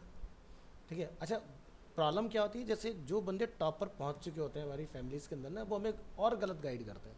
गलत गाइड कैसे? भाई तुम UI UX करने जाओ, खाली XD फिग्मा पढ़ के आ जाओ, तुम्हारा काम हो जाएगा। अरे भाई तुम टॉप पर हो, तुम्हारे लिए UI UX के अंदर XD फिग्मा के बंदे अवेलेबल हैं, तुम सीनियर हो, तो तुम वो काम थोड़ी ना करोगे XD फिग्मा वाला, तुम्हारे पास बंदा मिलेगा। जब तुम फ्रेशर हो, तुम्हारा कोई लेवल नहीं है, मैं तुम्हें भी रखूँ, तुम्हारे लिए मैं एक बंदा और हायर करके दूँ तुम्हें, वो इस चीज़ को भूल जाते हैं। जहाँ पर वो कहते हैं बस इतना कर लो काम हो जाएगा, हम करवा देंगे, और वही बच्चे सबसे ज़्यादा धक्का खा रहे होते हैं फिर उसके बाद में। तो ध्यान रखना, जब आप स्क्रैच से चलते हैं ना, आपको ज़्यादा से ज़्यादा सीखने की ज़रूरत है, क्योंकि जिन्होंने आपको इस चीज़ के लिए गाइड किया ना, आपको हर वक्त जब प्रॉब्लम आएगी ना, वो अवेलेबल नहीं होंगे। अरे यार तू फिर सीख के क्या यार, पॉइंट ये आ जाता है घूम फिर के। तो कोशिश ये करो, हर चीज़ सीखो और उसमें से अपने लिए बेस्ट पिक करो कि मुझे किस चीज़ की रिक्वायरमेंट आएगी। एग्जाम्पल के तौर पर हमने बूटस्ट्रैप पढ़ा, अब फिग्मा या XD में क्या हुआ, काम तो उसी से करना है, क्योंकि UX तो लिखा जा चुका ना, आप तो कुछ बदल ही नहीं सकते। आपके पास बॉर्डर रेडियस डालने की चॉइस तक नहीं है, कैसे डालोगे? आपके पास ड्रॉप शेडो डालने की चॉइस नहीं, क्योंकि जो एलिवेशन लिख दिया गया वही आपने यूज़ करना है। तो मेरे पास क्या है, प्लेसमेंट, कि मुझे प्लेस कहाँ करना है चीज़ों को, या किस तरह के यूज़र के लिए किस तरह से मुझे चीज़ों को प्लेस करना है, उसके अलावा आप कुछ नहीं बदल सकते। कि आप सोचो फॉर्म के फील्ड को बड़ा कर दोगे या उसको छोटा कर दोगे, उसकी पैडिंग घटा दोगे, ये कर दोगे, नहीं। क्योंकि उन्होंने मोबाइल के लिए SM साइज़ पहले दे रखा है हमें लिख के, कि देखते हैं तुम लोग बटन बनाते हैं, बटन SM तो मोबाइल के लिए, बटन डिफ़ॉल्ट टैबलेट वगैरह के लिए, या स्मॉल डेस्कटॉप डिस्प्ले के लिए, बटन LG इस तरह के लार्ज डिस्प्ले के लिए, ताकि मैं अगर पीछे बैठा हूँ तो मुझे दूर से वो बटन दिखाई दे। तो सब कुछ तो लिखा जा चुका है ना, स्टैंडर्डाइज सारी चीज़ें हो चुकी हैं। हमारा काम है जिस चीज़ों को प्लेस करना है। आप किसी भी चीज़ की हाइट विड्थ कुछ भी नहीं सेट कर सकते, क्योंकि अगर हम लोग स्टैंडर्ड की बात करते हैं तो मटेरियल और बूटस्ट्रैप, इन्हीं 2 चीज़ों से सारी चीज़ें बन के तैयार होती हैं। ठीक है। तो मटेरियल डिज़ाइन लाइट मैंने आपको मोबाइल की पूरी दिखाई थी ना, जिसके अंदर सब चीज़ें दी हुई हैं, उन्हीं में ही आपने प्ले करना है, उसके अलावा और कुछ तरीका नहीं है आपके पास। ठीक है। सो हमारा काम है चीज़ों को स्क्रीन पर अरेंज करना, हमारा काम है एक यूज़र को कम से कम स्टेप्स में उसके एंड गोल तक पहुंचाना। जैसे मैंने आपको रियल वर्ल्ड में एक एग्जांपल दिया था कि भाई हमें एक प्रोडक्ट डिज़ाइन करना which is microwave for example, या जैसे हमने एक रिमोट की बात की कि इसको आसान कैसे बनाया जाए। ये सीधी सी बात है, अगर मैं ट्रेडिशनल तरीके को फॉलो करके अगर चल रहा हूँ ना, तो मैं इसके अंदर कीपैड बनाऊंगा, फिर मैं नीचे 4 फालतू कलर के जो बटन होते हैं वो इसके अंदर मैं बनाऊंगा। जैसे आप भी अगर आप अपने घर के अंदर एक केबल प्रोवाइडर वाला सेट टॉप बॉक्स का रिमोट देखते हो, तो उसमें फालतू के बटन आपको ढेर सारे मिल जाएंगे देखने को, जिनका कोई काम ही नहीं है वहाँ पर, है ना। सो यहाँ पर क्या हुआ, एक बंदे ने दिमाग लगाया, उसने बोला इसको मिनिमलिस्टिक बनाते हैं। अगर स्मार्ट टीवी बंदा कहाँ जाएगा घूम फिर गया, यूट्यूब, या फिर उसके पास में हॉटस्टार हो गया, डिज्नी होगा या नेटफ्लिक्स होगा, सारे कंट्रोल कहाँ आ गए, सामने। नहीं, अब तुम उसको बोलो कि भाई तुम यहाँ जाओ, ऐप्स में जाओ, फिर वहाँ से जाकर उसको चूज़ करो, बंदा परेशान। तो क्या बना है कि जब एंड्रॉयड मोड में टीवी बूट होता है तो सारे कार्ड सामने आते हैं। आपको अगर यहाँ पर कंट्रोल नहीं दिए तो अप एंड डाउन नेविगेशन सीधे जाकर टैप करके चला सकते हो, है ना, ये चीज़ें उसके अंदर। तो ये होता है कि आप ईज़ ऑफ एक्सेस कितना दे रहे हो, यानी कि आपका डिज़ाइन जो है वो कितना यूज़र को आसानी से कनेक्ट कर लेता है।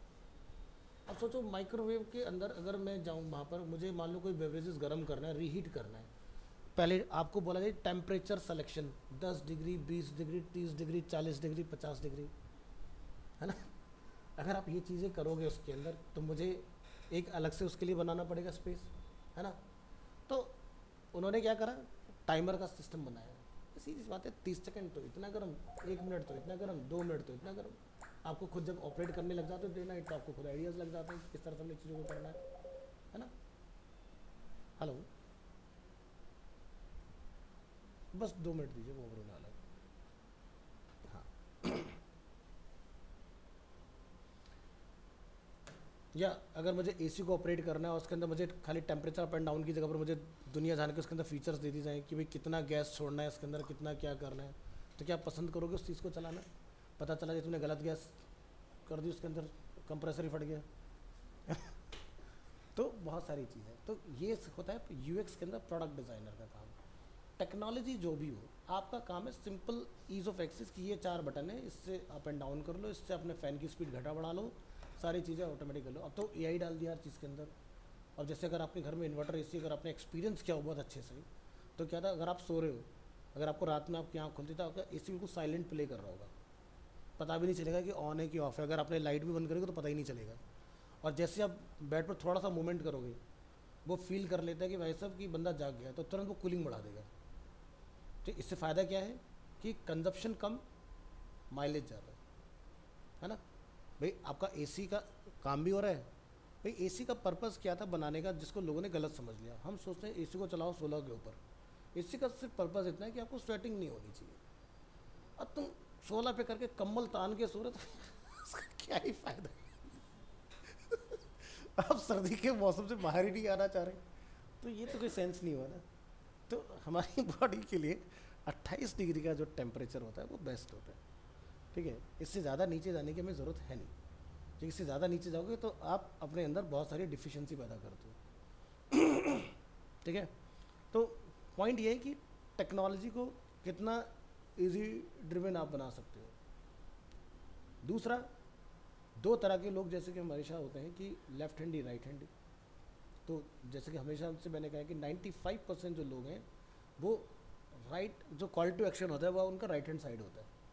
तो कोशिश ये कीजिए कि चीज़ें अगर आपने बिल्कुल स्टैंड आउट करनी है तो लेफ्ट हैंड साइड में लेके जाइए, और अगर आप फ्लो में जाना चाह रहे हैं तो राइट हैंड साइड पर रखिए। जैसे एग्जाम्पल के लिए अगर आप लॉगिन को यहाँ रख दोगे तो ये बिल्कुल गलत हो जाएगा, ठीक है। बट इन्होंने ऐड टू कार्ट और इसको बिल्कुल अलग कर दिया। अब आप खुद ऐसा सोचो कि अगर मैं इस पार्ट को, प्रोडक्ट को यहाँ रखूँ और मैटर को मैं इधर लिखूँ तो सही लगेगा देखने में।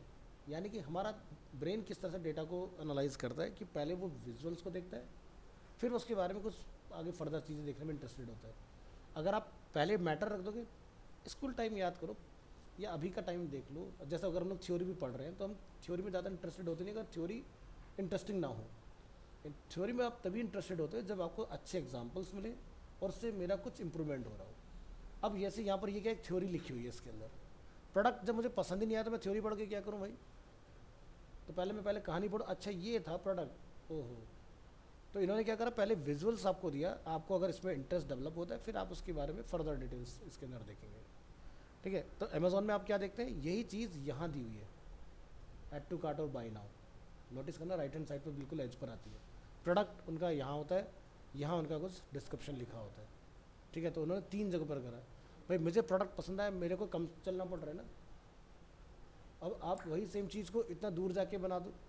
जैसे ऐसा समझो एग्जांपल के तौर पर कि आप किसी ऐसे मॉल में जाते हो या किसी एक ऐसे बिग बाज़ार में जाते हो। बिग बाज़ार जनरली एक फ्लोर पे नहीं होता, स्पेस की बहुत ज़्यादा दिक्कत है, लिमिटेड है, तो वो सिंगल फ्लोर वाला आपको मिलेगा, नहीं तो 2 से 3 फ्लोर में होता है। अब आप ये सोचो तो आपने टॉप फ्लोर पे सामान खरीदा, ग्राउंड फ्लोर पे बिलिंग होगी, पसंद करोगे? बहुत मुश्किल से, ठीक है। आप क्या चाहोगे भाई, मैं अगर टॉप फ्लोर पर यहीं से चेक इन अपना सामान लिया, यहीं से पेमेंट करा, चेकआउट करा, एलिवेटर से नीचे निकल गया, मैं मुझे अंदर भीड़ में घूमने की ज़रूरत ही नहीं है ना। तो क्या हुआ, ये ईज़ ऑफ एक्सेस, यानी कि मेरा प्रोडक्ट यहाँ पर है, मेरे को चेक इन चेकआउट यहीं पर ही चाहिए, बात खत्म। ये नहीं कि मैं यहाँ देखूँगा, यहाँ पढ़ूँगा, यहाँ जाके खरीदूँगा, ऐसा नहीं होना चाहिए, ठीक है। तो कोशिश ये करना है कि यूज़र को ट्रैवलिंग कम से कम। आज की डेट में यूज़र ये नहीं चाहता कि आप उसका टाइम वेस्ट करें नेसेसरी। बहुत सारे जो अच्छे लोग होते हैं ना, समझदार, वो फीडबैक लिख देते हैं इसमें ये कमी है, इसको डिज़ाइन इंप्रूव करने की ज़रूरत है, या इसका सर्च सही से नहीं डिज़ाइन किया गया। जैसे आप डिज्नी हॉटस्टार चलाते होगे, अमेज़ॉन प्राइम चलाते हो, कोई चलाता है अमेज़ॉन प्राइम? अमेज़ॉन प्राइम में कंटेंट जब सर्च करते हो मिल जाता है बहुत अच्छे से। एक बार कंपेयर करना और एक बार नेटफ्लिक्स का देखना, सबसे जो बेस्ट एक्सपीरियंस है वो है नेटफ्लिक्स, देन डिज्नी हॉटस्टार, और जो सबसे बकवास एक्सपीरियंस है वो है आपका अमेज़ॉन प्राइम। अब अमेज़ॉन प्राइम पर वो इस पर काम क्यों नहीं करना चाहते, पॉइंट ये आता है, अगर एक ख़राब एक्सपीरियंस है तो भाई अमेज़ॉन प्राइम उन्होंने एक बोनस में आपको दिया हुआ है यानी कि देखो, बिजनेस चलता है क्वांटिटी के ऊपर, है ना। इंडिया की पॉपुलेशन कितनी है, उसमें से डिवाइस यूज़र कितने हैं। अब मैंने क्वांटिटी में सबको हज़ार रुपये में साल भर की मेंबरशिप बेच दी, है ना। कंपैरिजन अगर आप देखोगे तो हॉटस्टार या नेटफ्लिक्स को चलाने वाली ऑडियंस उतनी नहीं जितनी अमेजोन प्राइम को चलाने वाली है। लेकिन वो कहते हैं 1000 रुपये में बेचो, डेटा पीछे से आ ही रहा है अपना, कोई दिक्कत नहीं है। बंदा उससे क्या सामान खरीद रहा है, ये खरीद रहा है, वो खरीद रहा है, सारी चीज़ें, तो वो उनका एक बोनस में है, इसलिए उन्हें फ़र्क नहीं पड़ता उस चीज़ को लेकर। ठीक है, आपको कंटेंट का कंटेंट मिल गया, आपका काम हो गया। जबकि उससे ज़्यादा अच्छा जो है एक MX का टकाटक आता है, ठीक है, MX टकाटक अगर नाम सुना हो, उस पर आप देखोगे आपको बढ़िया कंटेंट मिल जाता है, बहुत ही अच्छा यूज़र एक्सपीरियंस है उनका। सर्च करें अगर यहाँ पर, ये भी एक तरह का OTT है, और ये आज से नहीं बहुत पुराना है।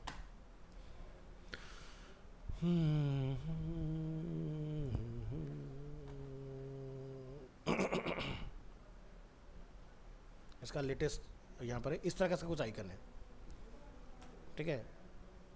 और ये MX टकाटक लॉन्च कब होता है, ज़रा वो भी देख लेते हैं एक बार। Hmm, 2020, ठीक है। तो अगर कोई कंपनी इतनी सारी चीज़ों के होने के बावजूद मार्केट में आती है, और मार्केट में आने के बाद में अगर वो अपनी एक स्पॉट मार्क कर लेती है, एक जगह बना लेती है, तो इट मीन्स कि वो अपना होमवर्क अच्छा करके आया है। जैसे कहते हैं ना, सबसे पुराना जो सर्च इंजन था वो था याहू। लेकिन आज क्या याहू पे कुछ सर्च करते हो? नहीं करते हम लोग, ठीक है। दुनिया का फर्स्ट सर्च इंजन याहू, और आज उसको कोई नहीं जानता, ठीक है, कि भाई याहू सर्चिंग का काम होता है। याहू को लोग वेबसाइट के तौर पर समझते हैं, इस तरह से चीज़ें। याहू को अच्छे से रिसर्च करके आया गूगल, ठीक है, और गूगल ने याहू के फेलियर से बहुत कुछ सीखा कि क्या कमियां हैं, उसको बेटर कैसे बनाया जाए, सारी चीज़ें। अब जैसे कहते हैं ना कि हर बंदा हर चीज़ में एक्सपर्ट नहीं हो सकता। भाई एग्जांपल के तौर पर देखा जाए तो सोशल मीडिया जो है किसने लॉन्च किया सबसे पहला? गूगल ने अपना एक प्लेटफॉर्म बनाया विच इज़ ऑर्कुट, ठीक है। जैसे फेसबुक है ना, वैसे था एक ऑर्कुट। ऑर्कुट कब इंट्रोड्यूस हुआ?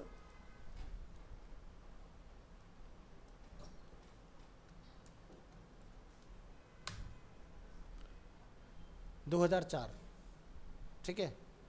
अब ये 2004 में ये इंट्रोड्यूस हुआ, इसको गूगल ने बहुत सक्सेसफुली चलाया, लेकिन इसको अच्छे से एनालाइज किया किसने? फेसबुक ने।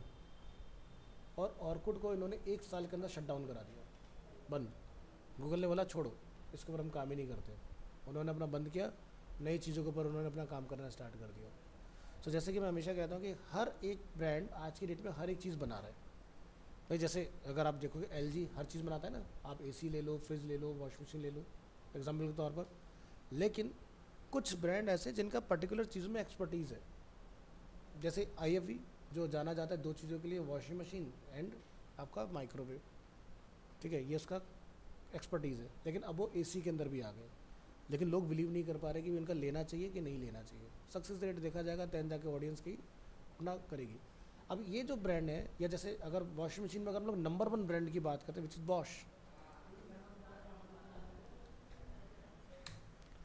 तो जो ये बॉश है इसका एक्सपर्टीज़ ही इसी की चीज़ के अंदर है। लेकिन अब ऐसा नहीं कि सिर्फ यही बना रहे हैं, ये भी बाकी चीज़ें लेकर आ रहे हैं। लेकिन अगर आप नीचे अगर आओगे, ठीक है, तो ये आपके हार्डवेयर वगैरह के अंदर भी हैं। अगर हम लोग होम के अंदर बात करते हैं, ठीक है, प्रोडक्ट एंड सर्विसेज में अगर आप आओगे तो यहाँ पर आप देखेंगे मोबिलिटी और एट होम, ठीक है, तो दिखाई दे रहा है।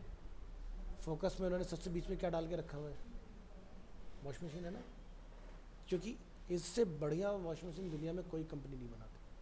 जैसे हम लोग AC खरीद के लेकर आते हैं, किस किस का लेकर आते हैं? LG का, हिटाची का, ओ जर्नल का, दुनिया जान के ब्रांड है। लेकिन ये लोग तो AC बनाते ही नहीं। मैं हमेशा कहता हूँ जैसे कि एक ही ब्रांड है जिसने दुनिया को AC दिया, विच इज़ ग्री।